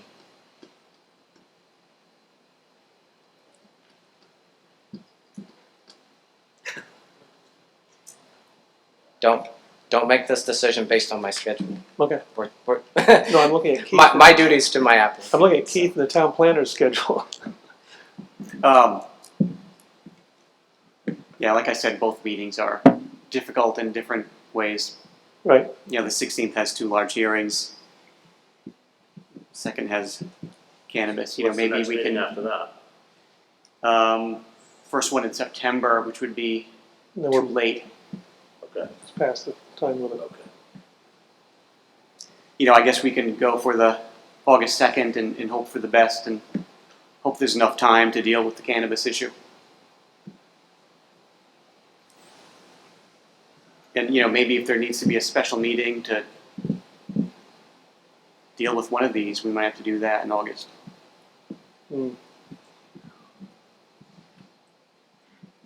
Well, if we do close it, are we comfortable with getting the town engineer and the town attorney as staff reports? And that's it? And I then think we'll we vote should on that. crystallize some of the issues that have been discussed here and debated tonight. Right. To try to get With that. clarification between the representations of both attorneys and as to how, you know, the town attorney advises on those issues. Guess what I'm saying is I'm okay with closing the hearing and getting that. Holding a vote till we'd vote on the 2nd. Second, right. Would that give enough time with the engineer and the attorney to give us? Sorry, if we close the hearing tonight, you said? If we close the hearing tonight, and will they be able to give us advice by the 2nd so we can vote at that meeting? Maybe. I mean, the town engineer, I guess what I'm getting at is the town engineer already did provide his comments, which is that it wasn't really satisfactory. So I guess the hearing has to be open to give them an opportunity to show to the town engineer that this works. So they still need to provide more information. I think it's best to keep it open. To keep it open and to allow, you know, both sides to continue to comment. I think we have to. Okay, Yeah, we can't make a decision now, so. okay. So let's try to shoehorn it in on the second, August Yeah. second meeting? Yeah, Maybe we'll we do can do that before the cannabis? Yeah. I'll bring the Gatorade at 9 o'clock break. So we're clear. Yes, you have it. We will grant an extension to the second. Thank you, gentlemen. Thank you. So meeting adjourned. Make a motion that we adjourn the meeting. Thank you, Fred. We have a motion to adjourn. Do I hear a second? Second. Second, thank you. Motion seconded. Meeting adjourned. You're not gonna find it.